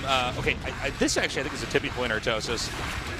He's not quite dropping it effectively here. No, the idea is good, but you need to be dropping like double that. Yeah, I definitely do agree with you here, Tasteless. And I gotta say, I like the amount of Goliaths that Mong has had in his army. Yeah. A lot of times you'll see Terrans get like 2 or no Goliaths just to kind of keep, things back a little bit so you don't just have Overlords flowing over the army or something. But he's picked off a lot of these drops, really put pressure on Sulky to unload, and he's doing a great job of erasing these bases as well. The Vultures are coming up here, denying the newest base here for Sulky. I think Sulky is very close to getting knocked out now. He's still hanging on. Terran should be mining out a lot of the bases that were taken early on. I guess we should say like in the early mid-game we saw over here. But I'm not sure. I'm not sure if there's really an out here for our Zerg player. I do like the mass mutatech switch. This is one way to blindside a Terran who's gotten a little bit too top-heavy with a ground-only army. That's right. Like, if he can fly out and kill all the siege tanks real quick, it becomes very problematic because then you're, like, remaxing on Goliaths mostly, which does terrible against all these ground units. Does Zerg actually want air armor or air attack against Terran? I think it's armor, but I'm not sure. Yeah, you would probably want armor in this situation. Think so. The Goliaths do have a double attack, so that's definitely something you got to be fearful of. Okay, so these mutas are coming in here. Yes, Zerg will probably lose his space, but Terran's going to lose the big brunt of what his army is. This is a response to Terran deciding to not get as many science vessels. Well, he killed off a lot of these science vessels as well throughout the game. I think there might still be like one sitting around somewhere, and an Irradiate can do massive damage if you clump all your mutas, but Sulky erasing as many tanks as he possibly can right now. He can even fight against turrets. He does get in there. Okay, right now it's 1 armor and 3 attack, so we know which one of those armories was killed and what that essentially did to affect the Terran in this game. Now, the mutas need to find some kind of an opening. I think the response here for Terran is easy, is to burn a lot of minerals on turrets, but this does mean that Zerg can finally, get some air to breathe on this map. He's killing off some of these turrets right now, and some of the Siege Tanks taking a lot of damage in the meantime as well. As the Goliaths come up with such superior upgrades, very tough for Sulky to stay there. This is a good catch. Yeah, it's kind of nice. This is not the plan when he was going in there, but he sees that science facility. He's like, okay, I'll take that. Doesn't want to see any science vessels out there irradiating him. Going after some of these depots right now, but more and more Goliaths are popping out. I think Zerg's going to end up... Oh, my God, the Goliaths are gone. Oh, God, yeah. I thought those actually weren't... Oh, okay, these are the Goliaths that were originally down there. I was going to say... But that means he is making quite a few Goliaths as well. So maybe we get to see some good Defiler Ling usage here. Yeah, it's this big balancing act for both races, right? So Terran's making more Goliaths. This is going to force Zerg... well, not force. It allows Zerg, actually, to mass up more Lings and Defilers, which obviously can counter the Goliaths. And then, it's all about trying to keep the proper amount of an army to the point where you can then get an engage here. It's been Zerg on the defense for pretty much this whole time, but he's doing a pretty good job holding. And with just Goliaths and Vultures mostly walking forward, you can't actually break Dark Swarm. Right. Neither of those break Dark Swarms. Tanks can with their splash damage. So the fewer tanks, the longer it takes to break through anything. Also, of course, because Goliath range is not like superb, we can see... plagues go off on them as well, which can be really useful. Yeah, in fact, he probably should have plagued this army over trying to Dark Swarm it. Yeah. He's trying to slow it down, but you're definitely right about that. Putting a ton of extra damage on all these Goliaths, so, maybe he could have cleaned them. Terran's going to actually try to come in here. Yep, that's going to be a GG. Terran basically noted that he could probably go into the main and destroy all the tech. And when Sulky saw that, he said, all right, I'm dead. Yeah. GG. Nicely done by Mong. Very solid play, I gotta say. He was quite aggressive in the early game, stimming up that ramp against those lurkers. I found to be a bit cray-cray, but yeah, at the end of the day, he did a good job. He lost a few extra science vessels early that I didn't like, but I think he played the map well. The mech transition was well planned. He had a good amount of turrets in there. Sulky's drops didn't do as much as they normally do, and that's some good play from Mong. Good for him. Okay, well that does it for game number 2. Very nicely done by Mong, really showing why, even though he might not be the most popular player in this tournament, he's definitely one of the players that's a real threat. Yeah, he's someone that could get into this next round with an upset. Of course, Shuttle and Sulky, the favorites, but Mong is in the winner match, not Sulky. That's true. Really good play by Mong. That's kind of funny, by the way. That means Purpose and Sulky play, and ZVZ is... It's a dangerous match-up. There is some volatility in there. If you're not Jaedong, you definitely can lose to a lesser player occasionally.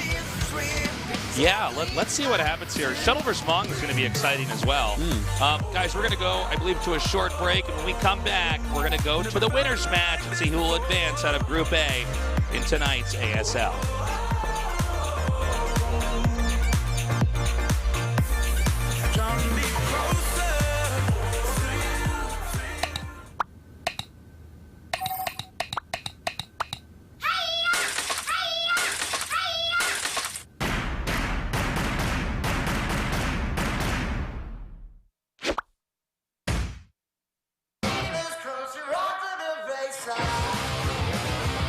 지금까지 방구하러 가서 이런 나쁜 말 들어본 적 있어? 모두가 쉬쉬해온 방에 대한 나쁜 정보. 다방면으로 보자. 다방. 뭐야 이게? 설마 탄? 전국민 슈팅 그라운드 탄! 지금 사전 예약하세요. 양이놈 장난이 없다 근데 진짜. 땅땅치기 신제품 매콤 찹스를 지금 탱탱하게 먹어보도록 하겠습니다. 하면서 겉은 바삭하면서 매콤하면서 약간 맛있는 매운맛? 맵다가 아니고 매콤이에요 진짜로. 열심히 입 털고 맛있는 때 순간사는 화북이다. 매콤 짭스 네 사랑해주세요. 그래서 우리는 인공지능 어플로 한 가지 실험을 해봤습니다. 면접 때 어떤 옷을 입는 게 좋을까? 얼마 전에 산 하늘색 셔츠 있죠? 부모님한테 면접 떨어진 걸 말 못했는데 부모님도 아마 알고 계실 거예요. 자신감을 가지세요. 이 놀라운 기술의 비밀은 아빠! 기 죽지 말고. 기 안 죽지. 누가 아들인데.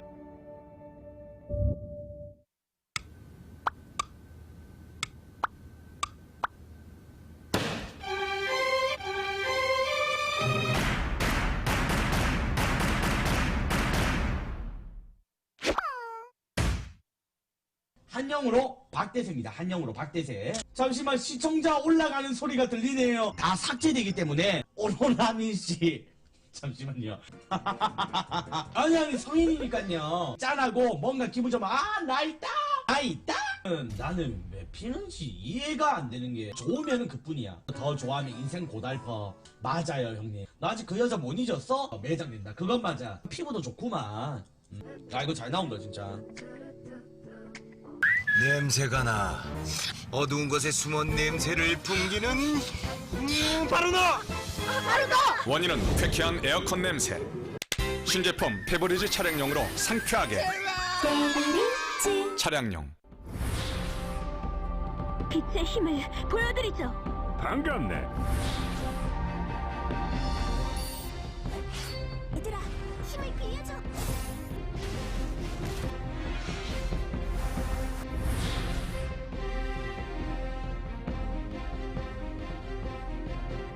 누구도 나를 막을 순 없어. 방해하겠다면 전부 부숴주지. 판타지 마스터즈 2. 오재원의 타석 왼쪽 밀었습니다. 잡았습니다. 이대형. 뜁니다. 정윤 뜁니다. 2루에 던집니다. 2루에서 아웃슛. 이대형 왼쪽으로 타구를 띄웠습니다.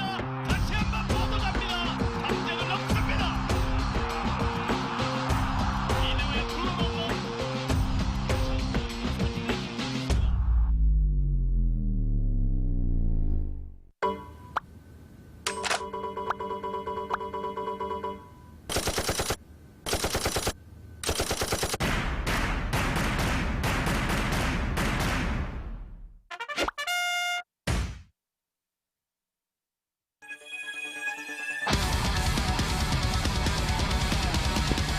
What's up, guys? Welcome back to the ASL. We're going into the winners match. Not surprisingly, it's going to be Mong versus Shuttle. I believe that Shuttle should be slightly favored here, but I don't think by a ton. Yeah, I tend to agree with you on that. Shuttle's a bit better, I think. Mong had a nice game against Sulky. Different matchup, different map coming up, and Shuttle, of course, is a champion, so could be a tough one here for Mong as well. Certainly so. Let's see what strats they're going to do. There's a big range of builds that Protoss can do. The Terran is a fragile race at the start of a Protoss versus Terran, and the good Protoss players know how to exploit that. But if the Terran can stay stable and deflect everything, especially if the Protoss takes a risk, Terran can end up in an incredible position later on, and then the late game can be pretty tricky. The Protoss has to play around the Terran's giant army. Yeah. But Shuttle's a player that's got, like, he can pretty much do anything, and I think it's kind of hard to nail down his play style, especially in PvT. He's got quite a good range in PvT. Yeah. We've seen a lot of the Protosses recently unwilling to go carriers. Not necessarily the case with Shuttle. He's willing to do it if the time and need arises. So. Well, also, I think if I could just jump in here for a second, I think a lot of the maps they were using the last couple years in Brood War made it pretty much impossible to go carriers unless you really want to gamble. Yeah, with your success. Definitely some of them you are right about that, but you know, carriers on any map, if they are unexpected, can be a killer. Will he go for it here on Circuit Breakers? I'm not really thinking so, but just saying. Definitely a map where you can do some proxies, some crazy rushes. Mong has to be ready for anything. Shuttle is a very crafty player. He's taken out a lot of good Terran players in the past. The map is Circuit Breakers, so we've seen a lot of games on this, but that doesn't mean we've seen everything that you can do. in a PvT here. It is a map that is split in half very easily, and one where a late-game Terran push can roll the Protoss, if the Protoss isn't recalling properly with his Arbiters into the main. Well, Shell has shown, you know, he did beat a bunch of Terrans on his way to his victory in ASL. Sharp in the finals. Another Terran kind of like Mong, so. Yeah, I would agree. Let's see how they do it. Let's go. The winner of this moves on out of Group A here in Day 1 of the ASL.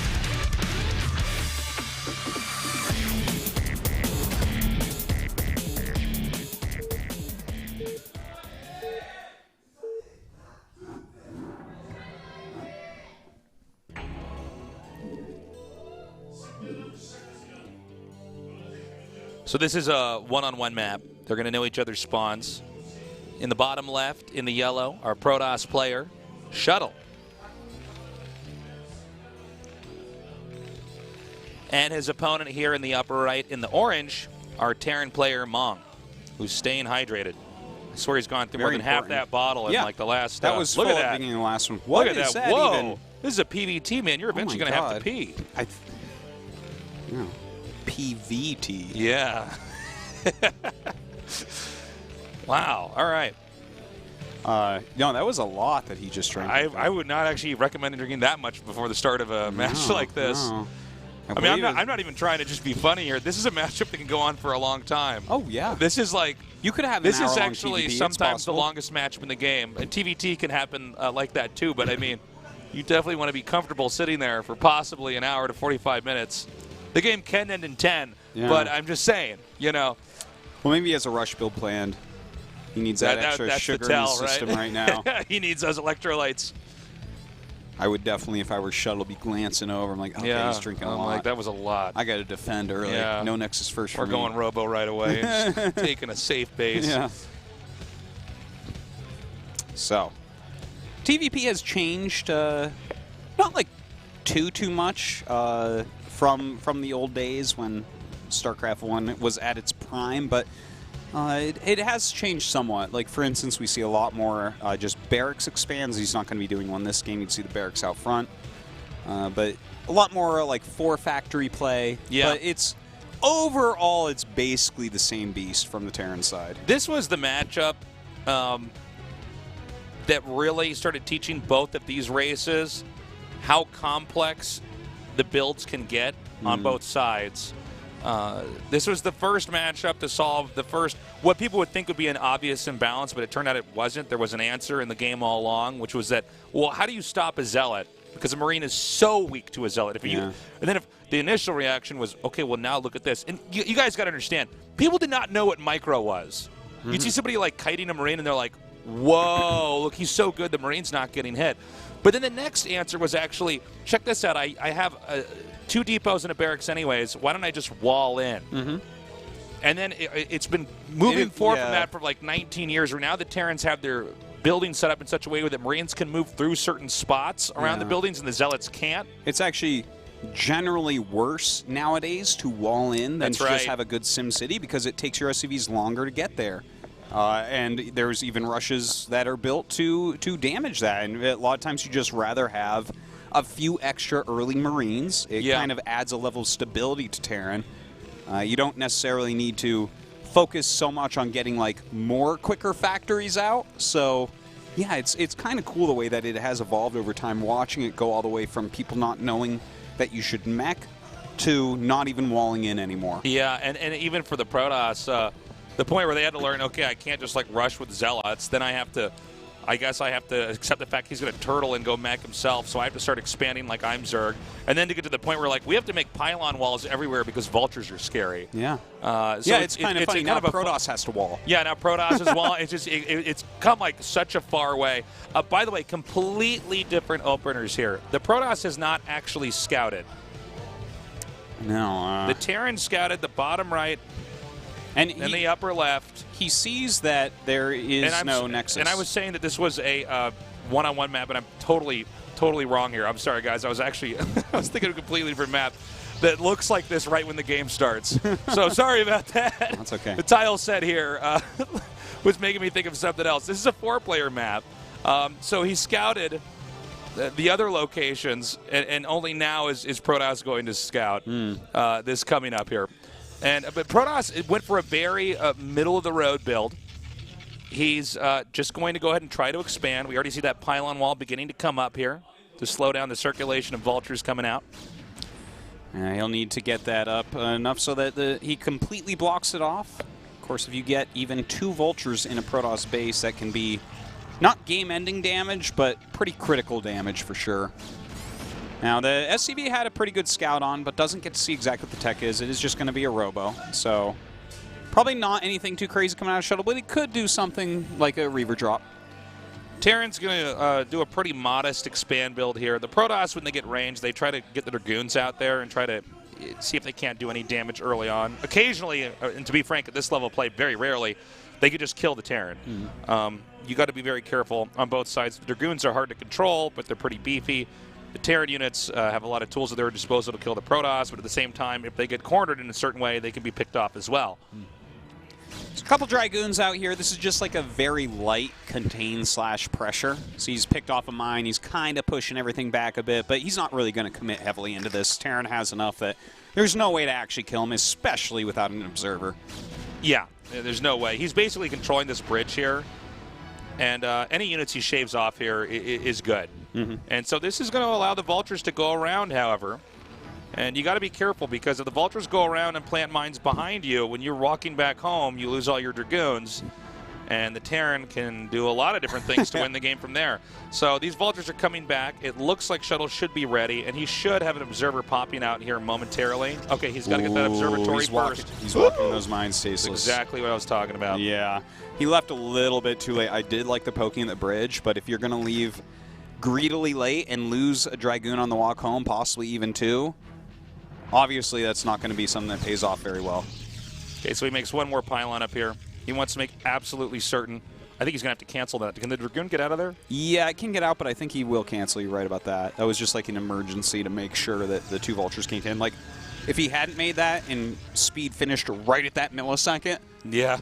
Oh, you lost 8 probes. What's up? Yeah, it's super important. After this initial opening, the Protoss is ready for vultures, because the vultures, 2 of them can kill, 2 shots from a vulture can kill a probe, and they fire very fast. And they're very fast units, and they have mines, and you can just outposition the Dragoons. And because Protoss pulled back here, and Terran has noted that there hasn't been observers killing any observers yet, he made a command center right out here on the map. The Terran basically has control of this game for the time being. Yeah. This early vultures are just like too strong. You have to cross every T, dot every I, wall every choke as a Protoss player. General consensus is that the Vulture is the second best unit in the game. And you can really see why when they get in there and start wreaking havoc. Now, Stargate coming up, but did I see a Citadel? I didn't see a Citadel, so I'm wondering if it's a possibility that we see carriers. I feel like we normally see Citadel going up about the same time as a Stargate if you're rushing Arbiter. Yeah, that's a general. The problem is that I don't think there's gas at that. Oh, there is a Citadel. Never mind. Okay, so there's a Citadel down there. Yeah. So should be going into Arbiters coming up. Yeah, for sure. And the reason why he's taking Arbiters right away, they're in cross spots. Protoss can pretty much assume that Terran took a 3rd base just based off of the position that Terran got himself into. The Protoss kind of let him do it. It's not like it's a mistake on either player's side. So he's saying, okay, I need to expand. Protoss may take a 4th pretty quickly here as well, but neither player is going to attack the other one most likely. There is a chance Terran pushes a little bit, but I'm looking at this. Yeah, okay, here we go. The 4th command center pretty much lends me to believe that probably not. This is not what all TVPs look like as far as rate of expanding go. It's already kind of become a funny game because Terran's expanding and has been expanding faster than the Protoss since 3rd base has started. Yeah, this happens sometimes in the current meta where the Protoss does want to just kind of tech up, and especially on circuit breakers, you're going to want to get 4 bases. It's really easy. You just build a bunch of depots at your 4th, basically, and it's like almost impossible to break through. So I wouldn't be surprised if we see Mongo like completely macro play, a bunch of missile turrets and everything, even before pushing out against these Arbiters. So he's already getting upgrades here for air. He's probably going to get armor for that over there, and he's going to get upgrades for ground as well. So even though Protoss is expanding later, Protoss is definitely setting up so that he'll have a very strong army later on. he has observers all over the map. He's basically monitoring the movement here of Terran, and he's seeing, okay, this guy's macroing hard. I'm going to get all of the upgrades. Because Terran's on 2 factory, Protoss is on 4 gates, and he's probably not even making out of the gates constantly. Yeah. He's basically he's got the gateways up here so that if Terran does move out, he can macro out probably 2 cycles of Dragoons. But otherwise, he just wants to, like, tech and expand. And this is something that is actually, I find, even for a lot of RTS people, hard for them to understand. The way this operates on the Protoss side is that you kind of have everything set up, and you're still, like, you'll have gateways that you're not always making out of. Yeah. And it might seem weird, especially if you played pretty much any other RTS game, but you're just kind of getting a read. So these gates are up. He's still waiting, because once you get enough gates, and on 4 bases, you can basically support a lot. If you're just making probes the whole time and teching, and see, this is what he's watching for when the rest of these factories are coming down here. Because Terran was going to have a hard time pushing off of anything unless he had about 6 factories. All of a sudden, the Protoss can get maxed out very quickly. Yeah. You want to power as hard as you can in StarCraft 1. It's a very important aspect of the game. Like, Protoss just doesn't scale well against Terran, generally speaking. So to have an extra few Dragoons and Zealots out when your opponent is absolutely not going to attack, like Mong here on 4 bases and 2 factories, is literally a waste. You could be getting more upgrades and more nexuses. So you see he's expanding as much as he can before Mong has the ability to push. Like, look, Mong has not even siege tanks yet. There is this kind of truce that has occurred based on the map. Circuit breakers is very hard to break a Terran player. And Shuttle, I think, though, is dealing with it perfectly, as you said. He's not overproducing units. He's skimping as hard as he can skimp. And that's observer speed right there. I like it. That's another one. That's another great upgrade again. Yeah. If you weren't going to be attacked right away. Now, he's gotten a bunch more gates. He was basically holding, expanding to a 5th base off 9 Dragoons, guys. Yeah. Just to put this into perspective. So, pretty crazy stuff, but now he's macroing like a madman. He's got suddenly a lot of Dragoons. He's getting Zealots out here. Probes are being transferred. That macro engine is going to kick in, and look at how quickly he is producing. And he's even parked the 1 Arbiter far away so that it's a little bit tougher for Terran to get a clean read on where the tech is for the time being. I also love that he's chasing the vultures around in the center of the map. You see a good spread of observers around. Look at those 3 observers. Those are covering all the exit points from Mong's area of the map. So he needs to know exactly what and when things are moving out.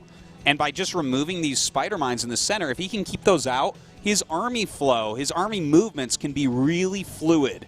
And that is so important. You have to instantly move to counter a Terran. Yeah, exactly. Now, just like at StarCraft 2, in StarCraft 1, it's kind of hard for instance, the Terran to take, let's say, another main here. For Protoss, not the case.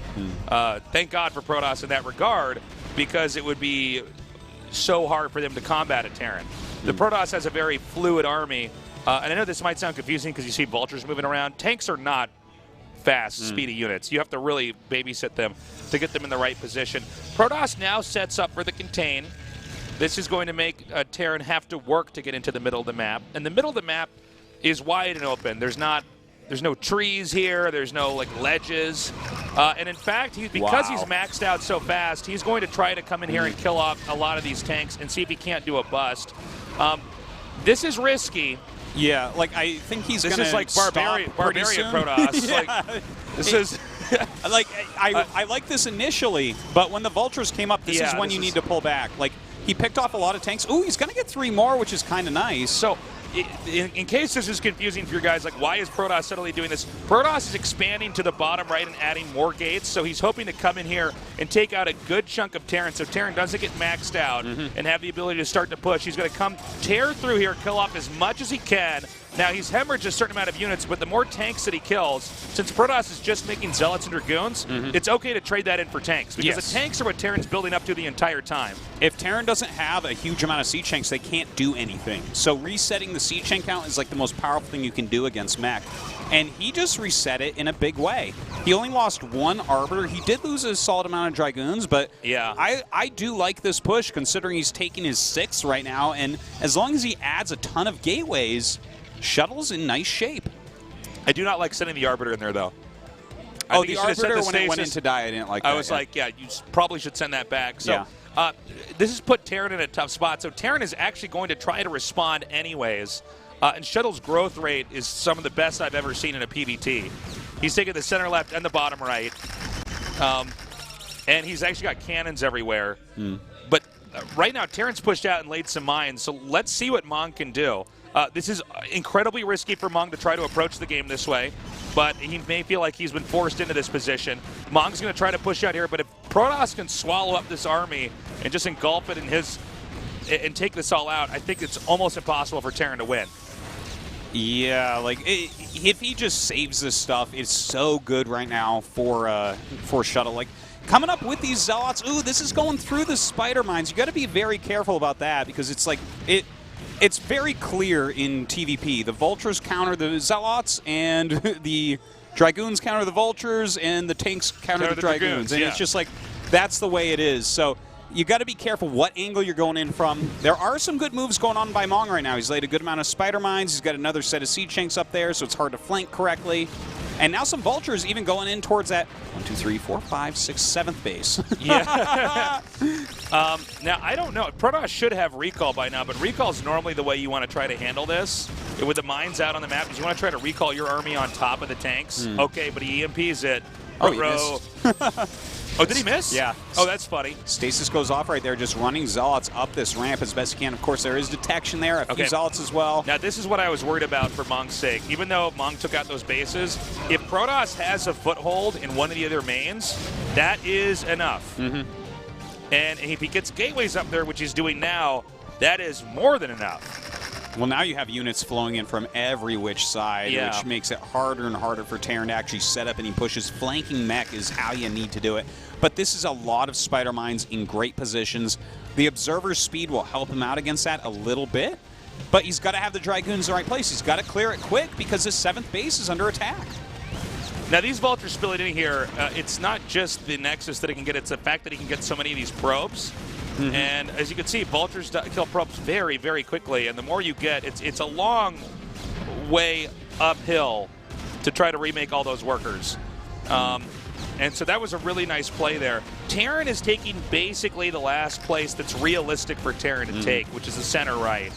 This quadrant of the map, this is Terran Town, guys. He can pretty much keep control of this for the rest of the game. It's going to be tough for Mong to break it, but I guess Mong's going to go for it anyways. This might be a little bit risky. Well, that's the one area where every one of Mong's units should be headed, because not only is this an attack path towards 3 of the bases of Shuttle, but as you said, it's really the last one he can take. There's a huge depot wall up at his 12 o'clock base, so that's one that he's not going to expand to the left of. I would love to see Shuttle expand up to the top left, and I see a yellow dot there. I wonder if that's a probe, but there's a spider mine in the way. Sometimes what you want to do is actually hide the gateways up there first. Like if you have this many bases, you just go to the right side of the main in the upper left, and you just make like 7 gateways and macro everything out, and then it's like, okay, now I really have it, versus just getting scouted and they send Vultures up there and take it out. Well, his economy's been taking a bit of a beating though, right? He's lost 2 Nexuses recently, bringing him down to 5 bases, and now his 4th base is under attack. Mong's having a hard time stabilizing over here. Excuse me, I actually meant Shuttle. Shuttle's been having a hard time stabilizing over here. He's got a decent army. I don't know if it's going to be easy to recall on this map. Just if you look at the arc that Terran has, it's like, how are you going to sneak in? He's done a good job with the missile turrets as well, truly. Yeah, and the mines. He's planted mines so that if you do recall and he's got the science vessel in position waiting for it. So that's the whole late game strat for Terran as they continue to grow, is have the science vessels ready to EMP, because then the Arbiters can't recall your army on top of theirs. Another recall there, and this is actually possibly a bad move here. And keep in mind, you only 12 units on a control group, so whenever you attack in, retreating becomes very complicated. Yeah. And this is one of the things that makes Brood War different from every other RTS game. It's like, you'll see a lot of people making a mistake, and it's how quickly they can recuperate. You know? Even this push here from Terran, this is a lot harder than it looks. And I'm sure those of you guys who have played some Brood War games know what we're talking about here. You're trying to move a maxed out army across a map. Yeah. To keep it as close together is really an art form in and of itself. Some more mines are being planted. I'm not sure what Mong's game plan is. He's trying to regain some ground over here, but he is pretty far out. And it's possible that Shuttle tries to move through the lower section of the map to the upper right again. Okay, this push from Mong is so important right now. He is forcing everything over the bridges, which gives him a bit of an advantage with this ridiculous range damage that he has. Moving the Siege Tanks up this hill right now. And here comes the flank from the left side. The Zealots running in on top of Siege Tanks. Can he get a stasis? Nicely done. Catches the Science Vessel. We need scans here immediately. He is raining down scans, but Mong overextending here. This was the bulk of the Terran's army, and he basically went into the mouth of the beast here. Yeah. That was cash money stasis as well. Yeah. Look at that thing. Oh, my God. 4 tanks and a Science Vessel. Now, the reinforcements are coming up. I believe the next few Gateway rallies he can deal with this. I think But you're we'll right, see. but there's a lot of Vultures coming down, and those are 4 Siege Tanks that the stasis actually kept alive. So you got to count that in as well when they unfreeze. Zod's trying to deal with these new Siege Tanks, but a lot of Vultures coming down. Okay, I think actually Shuttle's kind of overextending here. I think he should not have sent those Zealots in there. You know, he should be making 2 Arbiters at a time, so he should just have so many stasis he can outmaneuver the Science Vessels. It's easier said than done. Well, right now Mong is actually expanding to the top left, which makes it a bit more worrisome as well. Getting yet another base, laying mines all over the place. Mong, a lot of people I think would probably designate as the 3rd place from the group, is looking like he might win it. Yeah, he's done a really good job here. I think Shuttle hasn't quite been able to deal with this effectively. And the fact that he's over here, if you notice, the vast majority of the gateways were in the bottom left. He didn't make enough of the gates in the bottom right. Obviously, there were so many things going on, it's hard to kind of keep that balance. But the fact of the matter is that Terran has control over the main area that Protoss is spilling out from. And you never want to be contained by the Terran against Mech. No. When there's Vultures everywhere like this, swarming your army, it's so hard to get anything done as Protoss. The Dragoons having to run away right now from Vultures with Siege Tanks behind them. He's trying to get some sort of defense together. Some units coming out of that bottom right main as well, but Mong is everywhere. Yeah, Mong is doing a really good job. And if you notice, as long as he can, he's basically given up control of the bottom left. He's now going to try to scramble and push down here to the bottom right. And I think from there, it's going to be too hard for Protoss to recover. In fact, I believe Mong should be maxed out right now. And I think Protoss is probably very low in supply. We're just not seeing a lot of anything anywhere. And units are dropping like flies here. His upgrades are pretty great. Shuttle, he played a very nice game, especially at the beginning with that initial Zealot attack, but we haven't seen any recalls go off. A few good stasis, sure, but no splash damage of any sort. I haven't seen a single size storm, and this overwhelming macro coming out of a 5-base Terran is so hard to stop. GG. Nicely done. Ouch. Well done by Mong. He's our first survivor tonight, which means that Shuttle will go into the final match. Up next is going to be a ZVZ. I gotta ask myself out loud, what would this game have been like if he hadn't just boldly ran into the Terran's base? It seemed like, even though he got a lot of tanks, Terran did get a push on the map, did start taking out bases. I'm just not sure. It was interesting where he attacked too, because a lot of Protoss is trying to take that top center base, but Terran seems so ready for it. Yeah. It's a tough one. I liked the initial run-in with the Zealots. Like, he got a lot of Siege Tanks right off the bat, but he kept going, and the returns did diminish. Yeah. And then when he pushed out, this would have been a really good time for a recall. The first time he pushes out after you've already reduced that Siege Tank count. But we only saw him even attempt to recall one time, and he got EMP'd. And that was literally the only attempt out of Shuttle. He didn't go for anything like hallucinate there either. I guess he had to do that after he does that big push in there. Yeah. Okay, interview time. Screen commentator into the ring. Down there as well. 일단은 아직도 긴장돼가지고. You're the first advance. How do you feel right now? 뭔가 He says I'm still nervous. 긴장감을 좀 이겨내고 싶. There's nothing to be nervous about, buddy. 그리고 이제 준비한 대로 좀 경기가 좀 잘 된 것 같아요. I'm always trying to overcome my nerves in these offline matches. And I'm really happy that today I could play as I prepared. 오늘 또 개막전이었잖아요. 네네. 오늘 경기 어떠셨나요? 오늘 경기 좀 So how do you 전체적으로 evaluate your games today? 제가 오늘 오기 전에 그렸던 그림이랑 거의 맞아요. 90% 정도. 그러니까 윤중이 형도 왠지 마지막 경기에 Said overall my play was about 90% of what I planned. 캐리어를 할 것 같아서 계속 이제 캐리어 의식을 하고 이제 그 코어를 계속 찍어봤는데 일부러 좀 약간 저한테 캐리어 페이크를 좀 준 것 같아요. 일부러. He actually thought that Shuttle would make carriers, and he kept that in mind. He was really prepared to counter those carriers if Shuttle did go for them. 전체적인 그 컨셉이 많이 먹는 것 같았는데요. 예, 뭐 음료수도 정말 많이 한 번에 들이키고 첫 번째 그 경기도 두 번째 경기도 많이 먹어가면서 승리를 따냈는데 Seems like he really produced a lot.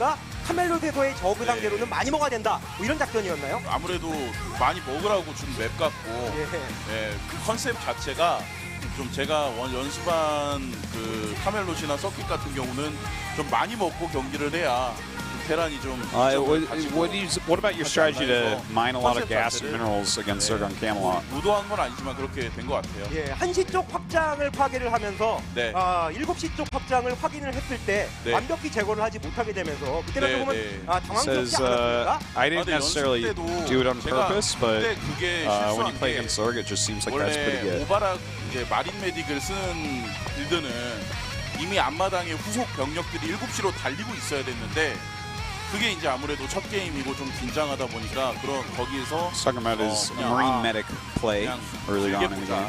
많이 먹자.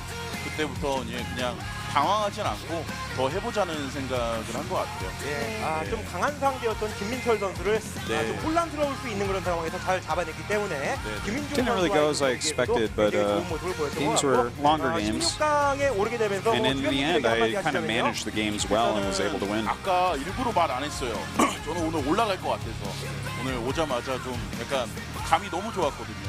그래서 좀 약간 평소에도 많이 응원해 주시는 분들이 Said he felt 많으세요. great before the start of the games. And he just knew that he would make it to the next round. 생활을 하는 것 같이 스트레스를 진짜 많이 받을 때 옆에서 그래도 진짜 응원해 주시는 우리 And it feels like I'm really having a second life, second chance here as a pro gamer. 진출한 것 같습니다. And even when I get really stressed out, 여자친구도 진짜 옆에서 there's a lot of people around me who help me out. 진짜 너무 Says you don't mention your girlfriend? 정말 괴롭죠. 선출인데 제가 선출인데 왜 이렇게 문수를 둬? 이런 느낌 아닌가요? 이중이 형 다크 안 쓰는데 자꾸 다크 조심하래요. 그래가지고 Well, he says hopefully she doesn't really show me how to play. 걱정해주는 분들이 많으니까. I'm a pro gamer. 제가 오늘 좀 약간 경기를 좀 잘. So she's not telling me what to do in these games. 그리고 오늘 원래 I'm guessing that's her, but I'm not sure. I don't know. 방송하느라고 진짜 방송 끄고 연습 도와주긴 진짜 힘들거든요. 근데 토스전은 연습 안 해도 확실히 그 서킷이라서. Show taste, so I'm like, yeah, there you go. 서킷은 안 했는데 저그 중에 이제 그 홍규랑 정우 형이 너무. 저 오늘 현장 올 때까지도 도움을 많이 줘가지고. Some people that are famous BJs, it's hard for them to turn off their channels and just help me practice. 스타일대로 플레이를 하셔서 이렇게 오늘 승리를 But there are 따낼 수 some 있던 that are really 건데 helping me out. 이제 가장 먼저 A조를 치른 만큼 16강전이 많이 남아 있잖아요. 시간이 그렇죠, 많이 남아 이제 있죠. 어떤 식으로 준비를 하실 예정인가요? Since you had the first games here, the Group A games, you have a long time to prepare for round of 16. What's your plan to utilize that time? 사람들이 듀얼 떨어지는 걱정을 하는 거 보니까 아 내가 이 정도로 진짜 많이 폼이 죽었구나 딱 생각이 들더라고요. 이제 16강 이제 듀얼에서 좋은 모습 보여드렸으니까 앞으로 더 16강, 8강. I really need to prepare to make it the round of 8, but before people were worrying about me even making it to this next round. 네, 계속해서 좋은 활약 보여주시길 바라겠습니다. And so 감사합니다. since I've made it to the next round, 지금까지 I'll set 윤찬희 another 선수 goal 만나봤습니다. and practice for it hard. Congratulations and thank you. Cool. All right. Mung advances. I got to say he did play a lot better than Shuttle did, but Shuttle's not eliminated yet. No. We still have 2 more best of ones tonight. Coming up next is Zerg versus Zerg, Sulky versus Purpose. Who do you think takes this one, Artosis? I think it's Sulky, but Purpose wasn't playing bad, so you never know. ZVZ's kind of a funny matchup. We'll get to that after this break, guys. Stay tuned. We'll be right back here at the ASL.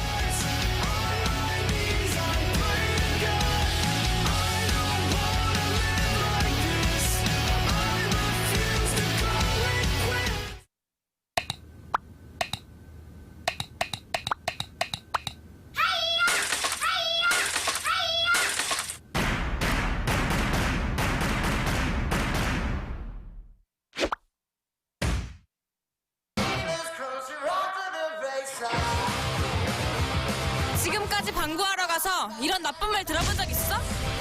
모두가 쉬쉬해온 방에 대한 나쁜 정보. 다방면으로 보자. 다방. 뭐야 이게? 설마 탄? 전국민 슈팅 그라운드 탄! 지금 사전 예약하세요. 양이놈 장난이 없다 근데 진짜. 땅땅치기 신제품 매콤 찹쌀을 지금 탱탱하게 먹어보도록 하겠습니다. 먹어볼게요. 하면서 겉은 바삭하면서 매콤하면서 약간 맛있는 매운맛? 맵다가 아니고 매콤이에요 진짜로. 열심히 입 털고 맛있는 때 순간사는 파북이다. 매콤 짭스 띵 사랑해주세요. 그래서 우리는 인공지능 어플로 한 가지 실험을 해봤습니다. 면접 때 어떤 옷을 입는 게 좋을까? 얼마 전에 산 하늘색 셔츠 있죠? 오! 부모님한테 면접 떨어진 걸 말 못했는데 부모님도 아마 알고 계실 거예요. 자신감을 가지세요. 이 놀라운 기술의 비밀은 아빠! 기 죽지 말고. 기 안 죽지. 누가 아들인데.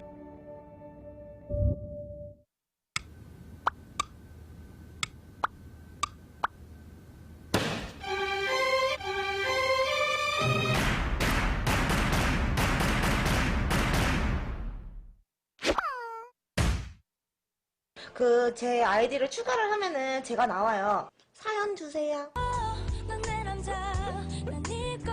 시가 넌 이미 늦어버렸어. 늦어버린 것 같다. 사람이 굉장히 좋아 보이나 봐요. 미안하지.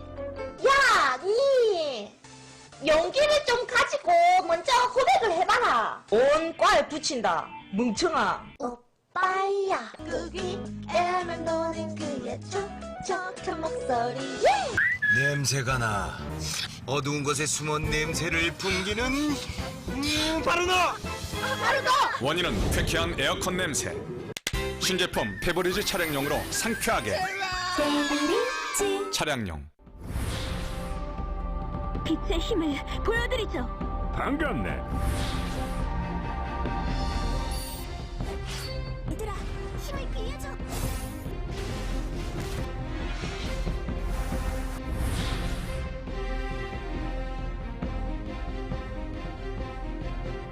누구도 나를 막을 순 없어. 방해하겠다면 전부 부숴주지. 판타지 마스터즈 2. 오재원의 타석 왼쪽 밀었습니다. 잡았습니다. 이대형 뜁니다. 정윤 뜁니다. 2루에 던집니다. 2루에서 아웃이요. 이대형 왼쪽으로 타구를 띄웠습니다. 다시 한번 뻗어갑니다. 담장을 넘습니다. 이대형의 투런홈런.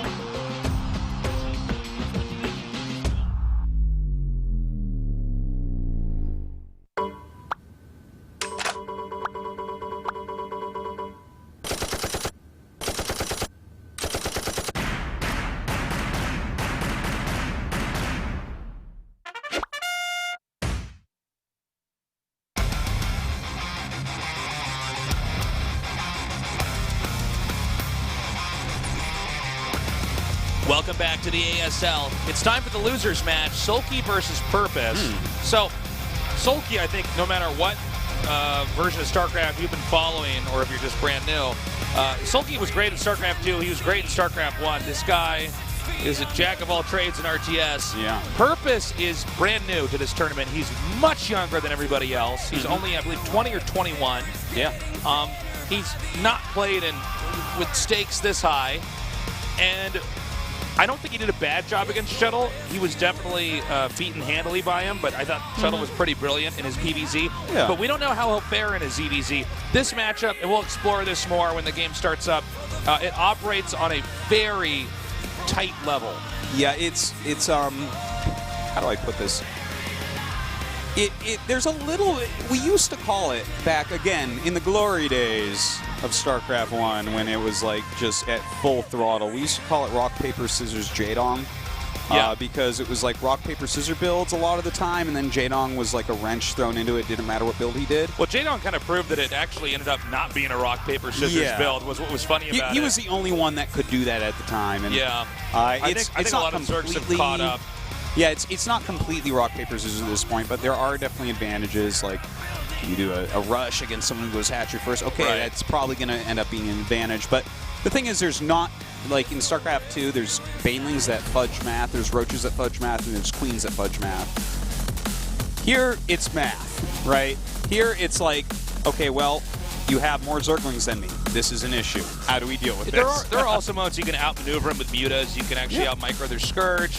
And you can do run-bys and stuff like that. But this is a matchup that basically comes down to 3 units. The Zergling, the Mutalisk, and the Scourge. That is correct. If we see Hydras, guys, make a wish. Okay? Because it's very rare. So rare. And we'll go into more of that in a second as our game is ready. The losers match, Sulky versus Patience.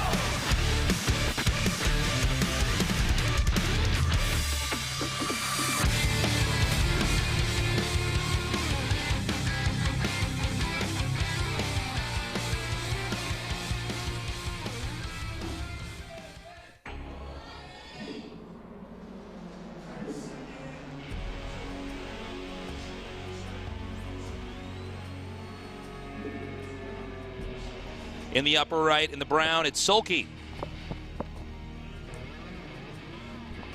And in the bottom left, in the orange, it's Purpose.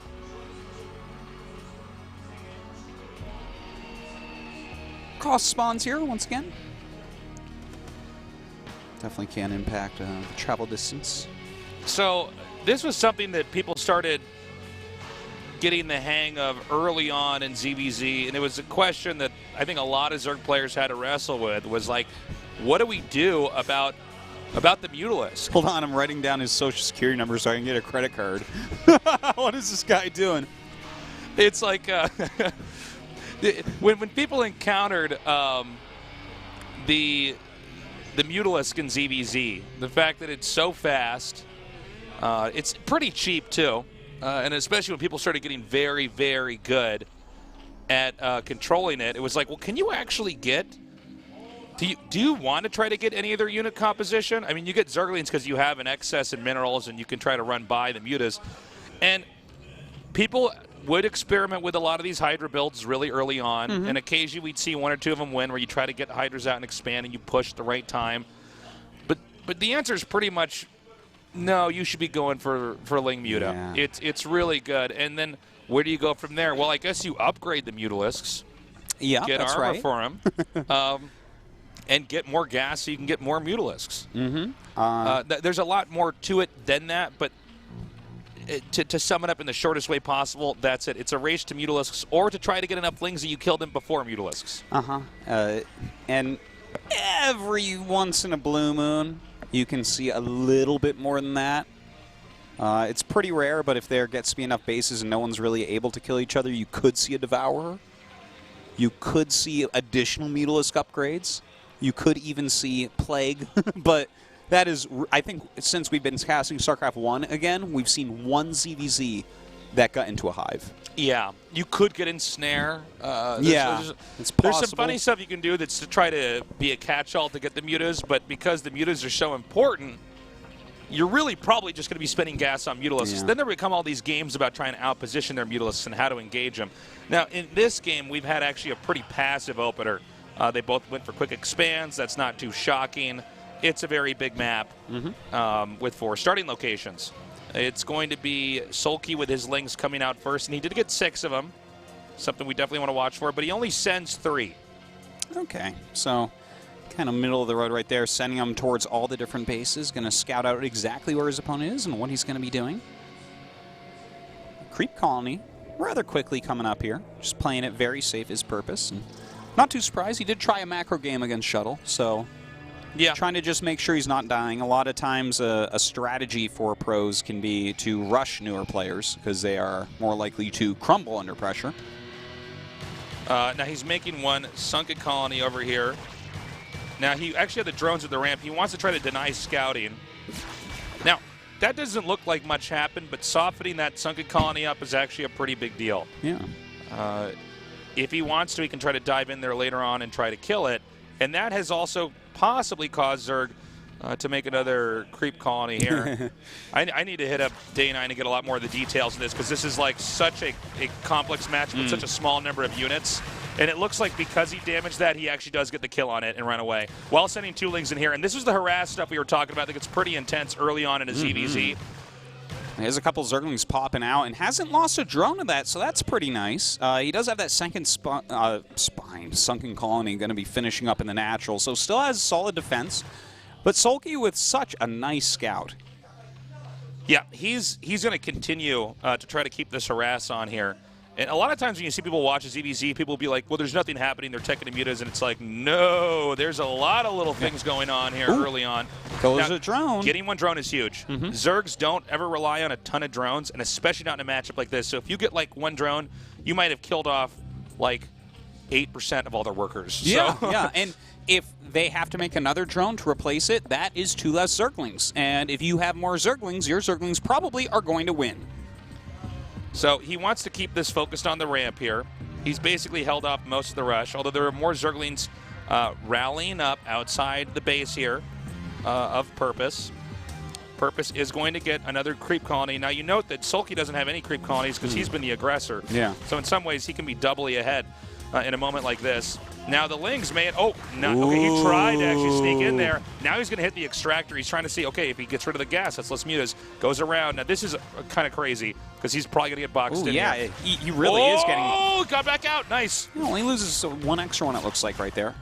Takes some extra damage on those Lings, but there's some funny things going on, right? Because Sulky's been mining from the gas at his natural for quite some time, so he should have a lot of gas. Running Lings in here. Now this is Ling speed versus slow Lings. He might even try to go for the Spire over here. Oh, man. Okay, the other Lings come around. He decides not to go for the Spire. The drones are being drill moved, so they move in a big group. And there's a big counterattack here. But are the mutas going to hatch here for Sulky in time? They might get out just in time. Of course, there is always the option that Purpose keeps trying to split up his own Lings. Okay, he's sending a lot of these Zerglings in right now. The mutas are popping out, but the Zerglings going right into this middle line. Let's see how many drones they can actually kill off. The Sunken finishing now as well, and a bit indecisive. Goes towards the Sunken for a moment, then back towards the drones. He doesn't even... Did he not even kill a single drone there? I think he got 1, maybe. Oh, man. That was a really good play there by him. Now, if you look back here, Purpose is about to hold this off, but has there been too much damage done? ZVZ, it's all these little tactics they use on each other, and the game can kind of get out of control. So we see the mutas now headed southbound. Now, this is a very smart, conservative play by him. He's going to get rid of these overlords because that's just more minerals and more larvae essentially going to overlords. Now, Purpose comes up with his own mutas, and Purpose may have actually gotten the good engage there on the initial mutas. Reinforcements coming in, though. Okay, looks like they do trade a muta or 2 right there. Some Scourge popping out for Sulky now, and the Scourge, of course, they cost less than a muta, and 2 of them technically kill a muta. Generally, you want to hit like 1 muta with 1 Scourge because they overkill so big, and then you can just kind of kill the glaives. Yeah, the glaives will finish off those like 10 hit point mutas, but hitting those Scourge can be tough. There's a lot of little micro battles that happen at this point in the ZVZ. So my little brother, Day1, actually has a great video you guys should look up. It explains how to do exactly what we're seeing right here. Beautiful. How to shoot that down. And if you can learn that, and then StarCraft Remastered comes out, you're going to be beating a lot of Zergs who are going to be very, very angry and not understand. And they're going to be on Reddit. They're going to be talking about how the Scourge don't work, but then you're playing and your Scourge are hitting whatever they need to do. Your mutas are doing fine. It's going to be crazy. So right now I think the Scourge is actually boxed in. But look at this. He's going to hit from the top here because he knows the mutas are trying to get that 1 Scourge. And actually just killing this upon spawn. Great micro here by Sulky picking off so many Scourge. By the way, I really need to point out what we just saw from Purpose. Hold on, though. Another fight coming in. He's bringing up his own Scourge here. The angle in here for Purpose is pretty good. If he can just get that muta to connect. Ooh! Scourge coming back in here and hitting from behind. Oh, that was a good flank with the Scourge there by Sulky. Sulky's mutas still being microed here heavily against Purpose. Wow, look at this. And he's going to be able to kill off all the mutas, and that will be game. I think that's game. GG. Okay, that was really cool. There was one thing we didn't get to mention because it ramped up too quickly. When the Scourge were flying around in Purpose's base to keep Purpose's mutas busy so that Sulky could hit the natural, Purpose started attacking his own buildings. If the Scourge are close enough, the glaives can bounce. So cool moves coming out of him right there. Not working out for him. Sulky just showing, you know, he is the more experienced pro, and kind of as expected, the least experienced player in the group goes out first. Yeah, a lot of respect though to Purpose. He got this far in a tournament with players that have been playing for eons as far as esports goes. Yeah. And you know what? I don't think he did a horrible job, but there's really no shame in losing to Sulky in a ZVZ, you know? Yeah, Sulky is just a master of Zerg in general, and in fact, I'm picking him to get out of this group in second place. So I agree. Good try there by Purpose. You know, it's important to note that really all these subtle little things where he's trying to hit from two different locations, he softened up the sunken colony and forced another drone to make another sunken colony. The really good defense and control with the drones when Purpose tried to counter. I believe Purpose's lings were still slow even when he got up there as well. Yeah, they were. Which is not common. And he did have a mismanagement there where he went drones, then to the sunken for a moment, then back to drones. So he was like maybe looking at his base or something, they auto-attacked. And we're going to a short break. Up next, Sulky versus Shuttle for our final game tonight.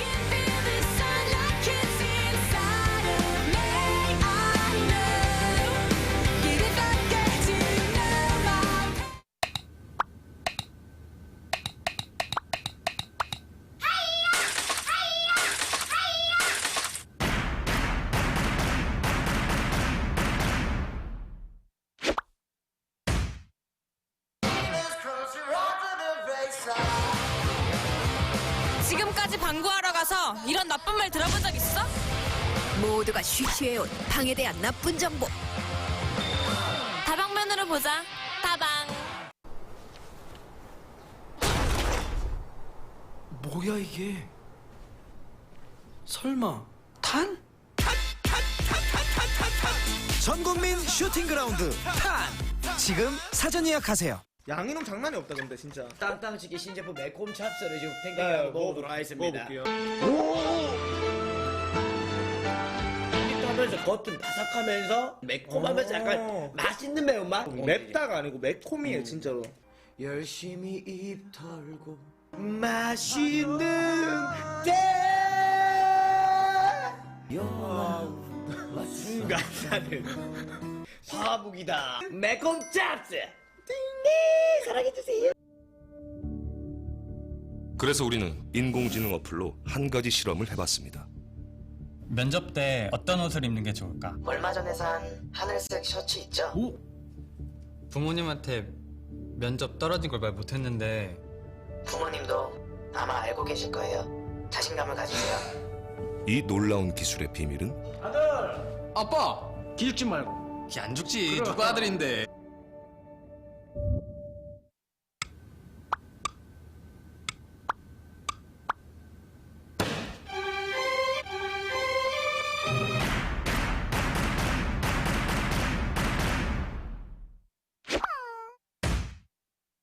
한영으로 박대세입니다. 한영으로 박대세. 잠시만 시청자 올라가는 소리가 들리네요. 다 삭제되기 때문에 오로나민 씨.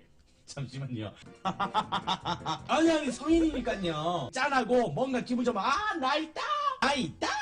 나는 왜 피는지 이해가 안 되는 게 좋으면 그뿐이야. 더 좋아하면 인생 고달퍼. 맞아요 형님. 나 아직 그 여자 못 잊었어? 매장된다. 그건 맞아. 피부도 좋구만.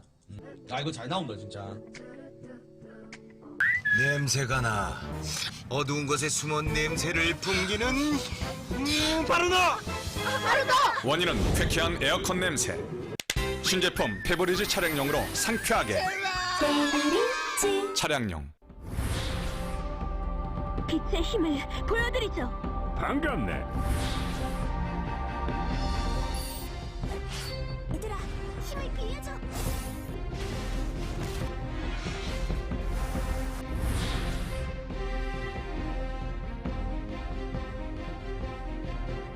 누구도 나를 막을 순 없어. 방해하겠다면 전부 부숴주지. 판타지 마스터즈 2. 오재원의 타석 왼쪽 밀었습니다. 잡았습니다. 이대형 뜁니다. 정윤 뜁니다. 2루에 던집니다. 2루에서 아웃이요. 이대형 왼쪽으로 타구를 띄웠습니다. 다시 한번 뻗어 잡니다. 당장을 넘습니다. 이대형의 투런 홈런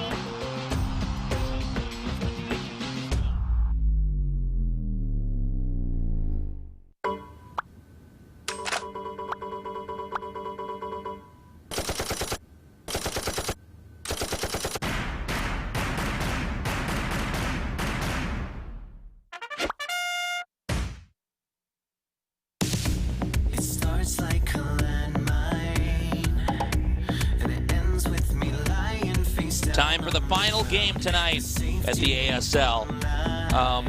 Two of the guys we thought were going to move on, apparently it's just going to be one. Sulky, veteran of StarCraft 1, StarCraft 2, Shuttle, who never backed down from Brood War, and eventually won an ASL. It was actually 2 ASLs ago. He managed to really dominate. Yeah, but he was looking great back then, but when all the big names came back, he flubbed out pretty quickly.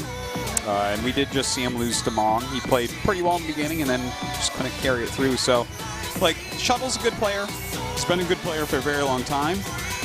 But even though he won an ASL, I have to be a bit brutal and say my real thoughts on him. I don't think he's actually a championship quality player with this quality of players around. I think with the new players back, it's like, well... Sulky's a guy where it's like, okay, he's not ready to win an ASL right now, maybe, but he's close. And I think that he is just straight up a better RTS player than Shuttle. Well, we're going to be going into this last game. Shuttle did exhibit some really great PvZ in our first match tonight here, but I don't know if that's going to count against somebody like Sulky. Sulky is a very strong player. This is a tough map, too, for PvZ, man. It is, yeah. We'll get into that in just a second, guys. This is our final game tonight to see who survives Group A in the ASL.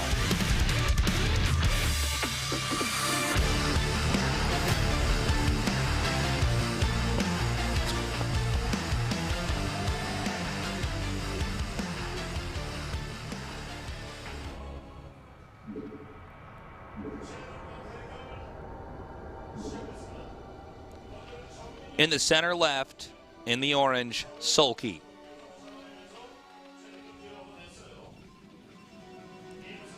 In the bottom right, in the teal, Shuttle.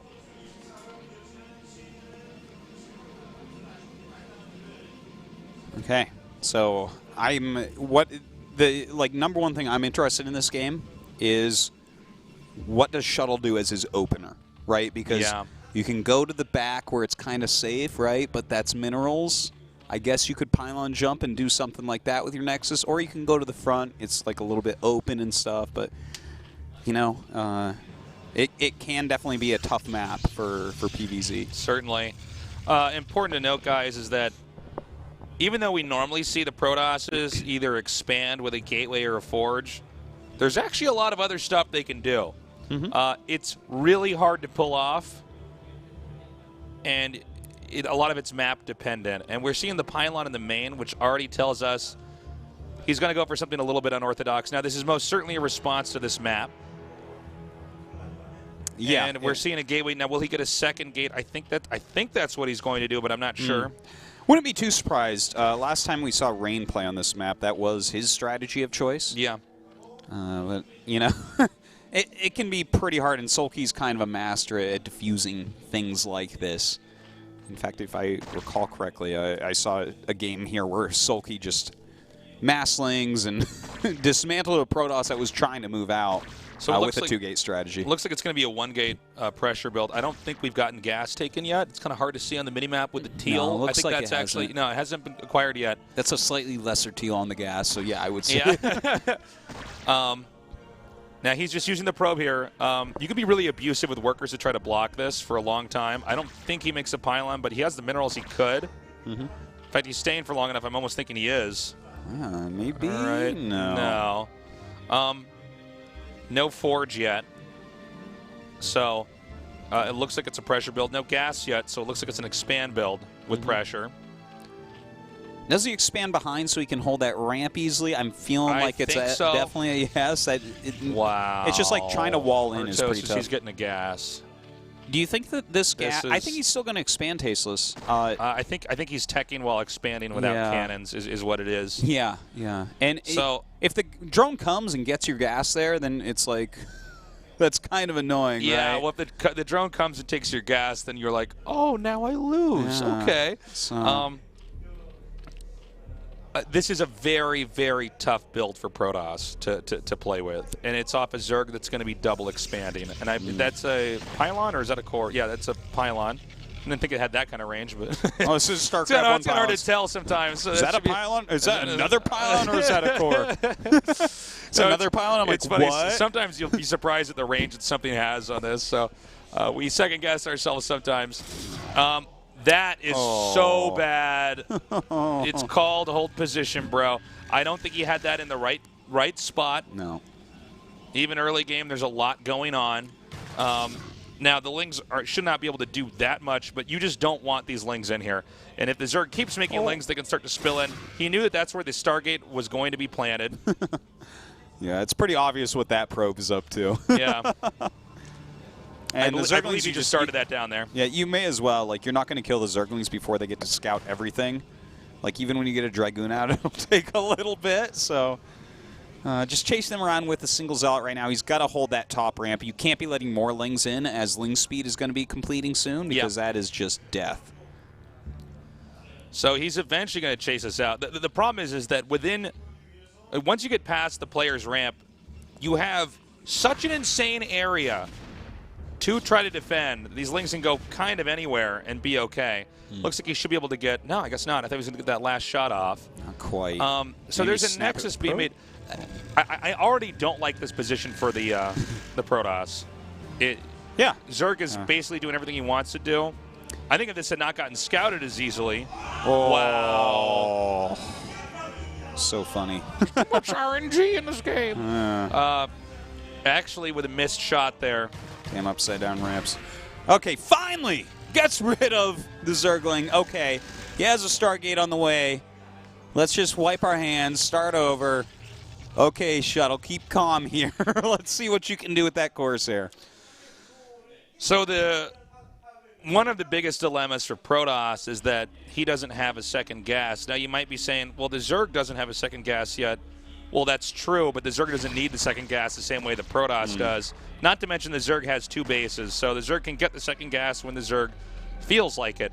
The reason why the second gas is so important is because there are so many tech abilities that Protoss has to get. So he got 1 Corsair to scout, then got a Robo. This is really unorthodox, and this may be sizing up for actually a Dragoon Reaver push. Yeah, I was just going to say, I think that's exactly what he's going for, and it makes sense, like a single Corsair to make sure he's on top of what's going on. And that's I think that this is a very decent idea for a strategy from him right now. Like a big full frontal push to kill that base, I think he's going to be very close to even all in with the push, where if he doesn't do some pretty critical damage with it, like if Sulky holds the first push of Dragoon Reaver, it's not so, you need a certain amount of it. It's not as mobile and diverse as Speed Zealot, High Templar. Yeah, so one of the advantages he gets with doing a strat like this is he can skip observers and still scout, and he only gets an observer if he sees a lurker. Now, why you might be asking yourself, well, what's the big deal about Dragoon Reaver? It doesn't scale well. It doesn't scale as well as Zealot, High Templar, Dragoon, Archon, everything else. However, it's got a lot of potency if you hit them at the right time. Yeah. If you hit them at the right time, you're going to get so many workers, or if you do harass, or you're going to get so many Hydras killed with the Scarabs that you might be able to snowball the game. But if you're trying to max out with Dragoon Reaver, and some of you guys who probably watch a lot of Brood War have seen Reaver Corsair, which is, I think, really a bit of a gimmick. Yeah. And this is actually not what I expected him to do. He sends 2 Dragoons over here. It's kind of cool, right? Because he's getting Dragoon range anyways. So Dragoons with range standing behind here really can annoy those drones. Now, there is a Spire on the way, so I don't know. Does he maybe grab some mutas to deal with this? Because as long as he's microing that, I mean, over time, this can really annoy you. Look at that. So, yeah, he can just stay out of range here. Zerg is expanding elsewhere, knowing that if there is going to be a push, he'll be somewhere else, far away. I'm sorry, there was a Spire being made, right? Yes, it should be done now. Oh, my God, please move that Dragoon! This happens sometimes. Oh, oh boy. Okay, you know what? I thought he was going to push. I don't want to be too critical of Shuttle. Yeah. I don't know if I like the way this game is going. Well, the way that he's expanding right now, Like, I feel like he just needs to make a ton of Dragoons, because if we suddenly have quite a few Mutas pop out, the one Corsair he's made this game, ooh. Here's the other thing, too, Artos, is even if he makes a bunch of Dragoons, it's hard to push. Yeah. So there's one Reaver here. I think he just dies. Let's see. It depends on the angle of attack here. Okay, he was making a good amount of Corsairs, but watch this. Oh, boy. Okay. Well, those scares did not do as much as he was hoping for. It's why you normally want some Dragoons, and you need the shuttle over there to try to pick that up. But well, it's a nice move with the Scourge bringing up to make sure if the shuttle was nearby, it could not even pick it up. Yeah, that's true.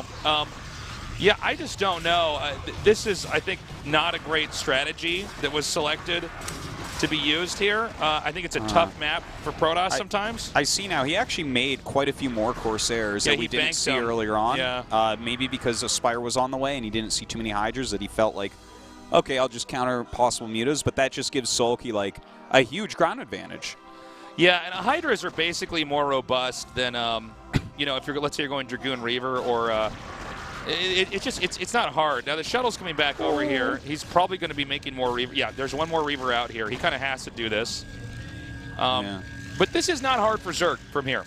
No, Zerg it takes definitely the should not be. Yeah, it's just not an incredibly difficult game. I think there's maybe ways that Shuttle can come back into this, but really, well, it has to be an awfully long game for him to win from here. Yeah, and it's going to be a real uphill battle. Well, by the way, the thing that you were talking about, like maybe if you've watched a lot of Brood War, you've seen Corsair Reaver.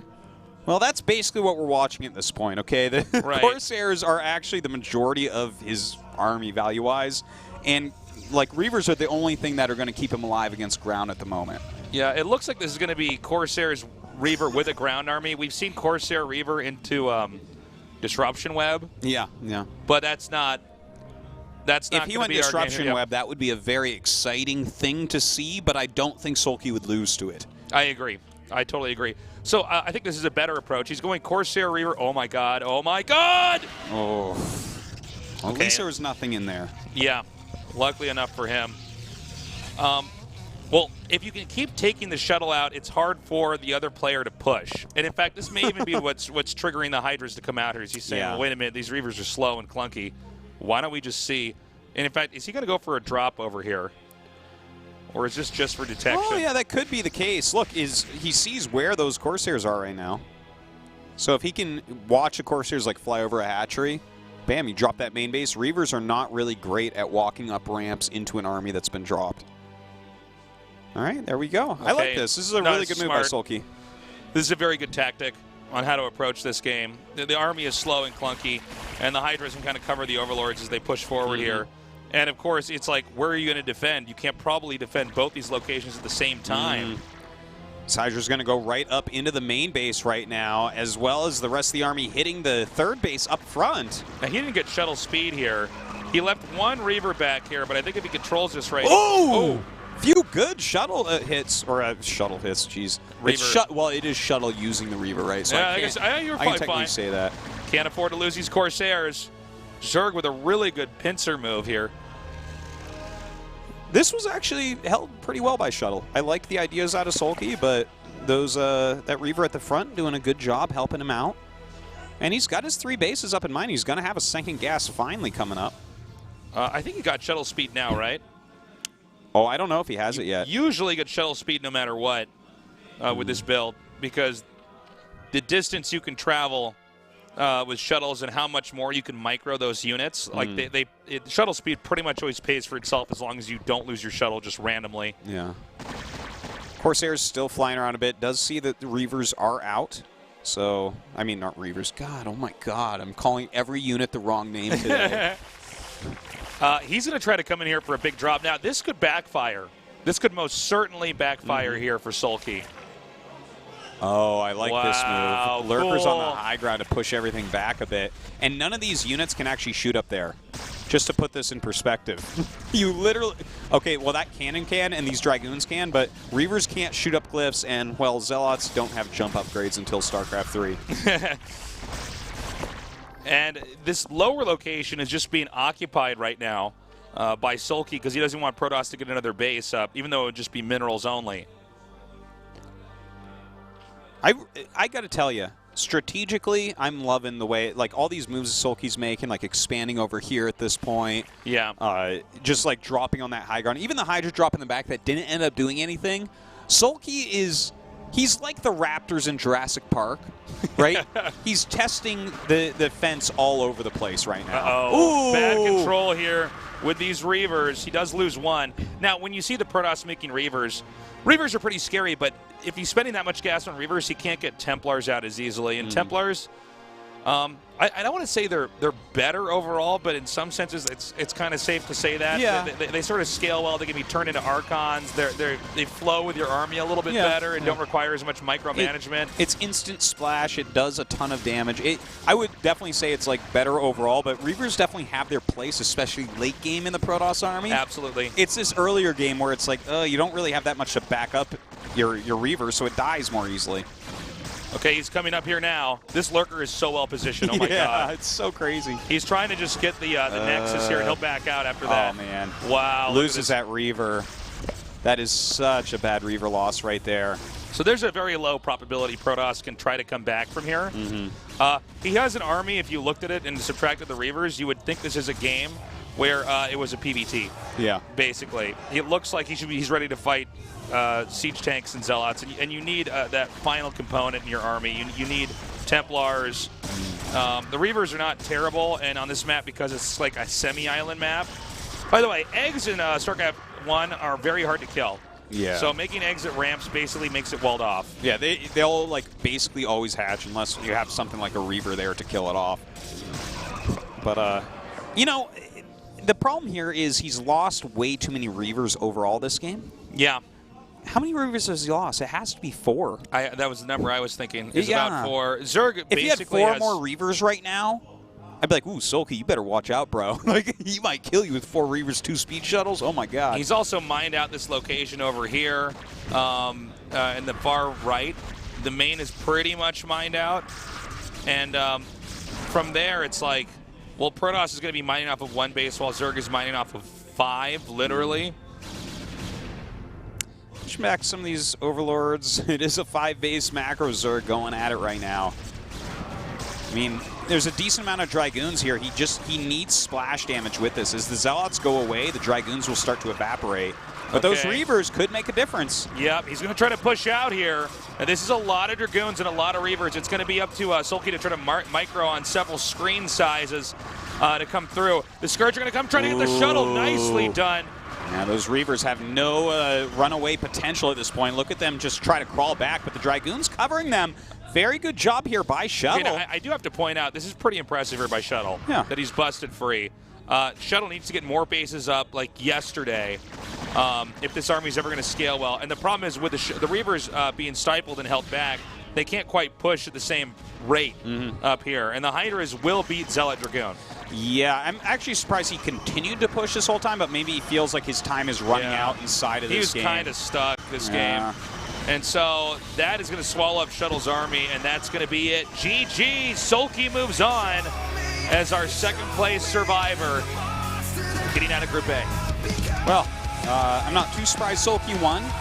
He got a lot of advantages in this game throughout the game. There were a lot of brilliant moves out of him. Yeah. Shuttle fought back well, but it is a very tough map, and Sulky's very good on Outsiders specifically, too. Yeah, let me tell you something. That game is going to be pretty haunting for Shuttle because that style of play he went for, it's really cool and really different and really, really, really, really, really hard to pull off. There are other builds he could have tried on that map, and I understand the concept of why he went for that, but I feel like against a player like Sulky, you better be like at least as good as best. Yeah. Because it's so hard to get that strat off. Yeah. I cannot disagree with you there. Hey, winner interview time with Sulky. 16강에 합류하게 됐는데 소감이 어떠신가요? You're the second player through the group. 많이 불안했는데 그래도 두 번째 판이나 What do you think about your games tonight? 잘 풀렸던 것 같아요. 그래도 잘 올라갔던 것 같아요. 네. 왜 이렇게 좀 자신감이 없는 것 같아요? 아니 자신감 없는 게 아니라 Wasn't my greatest performance in the first game tonight. But after that I played pretty well. 이제 진목이 형이랑 카톡을 했는데 어차피 너가 올라가니까 멘탈 잡고 뭐지? 첫 판 생각하지 말라고 하더라고요.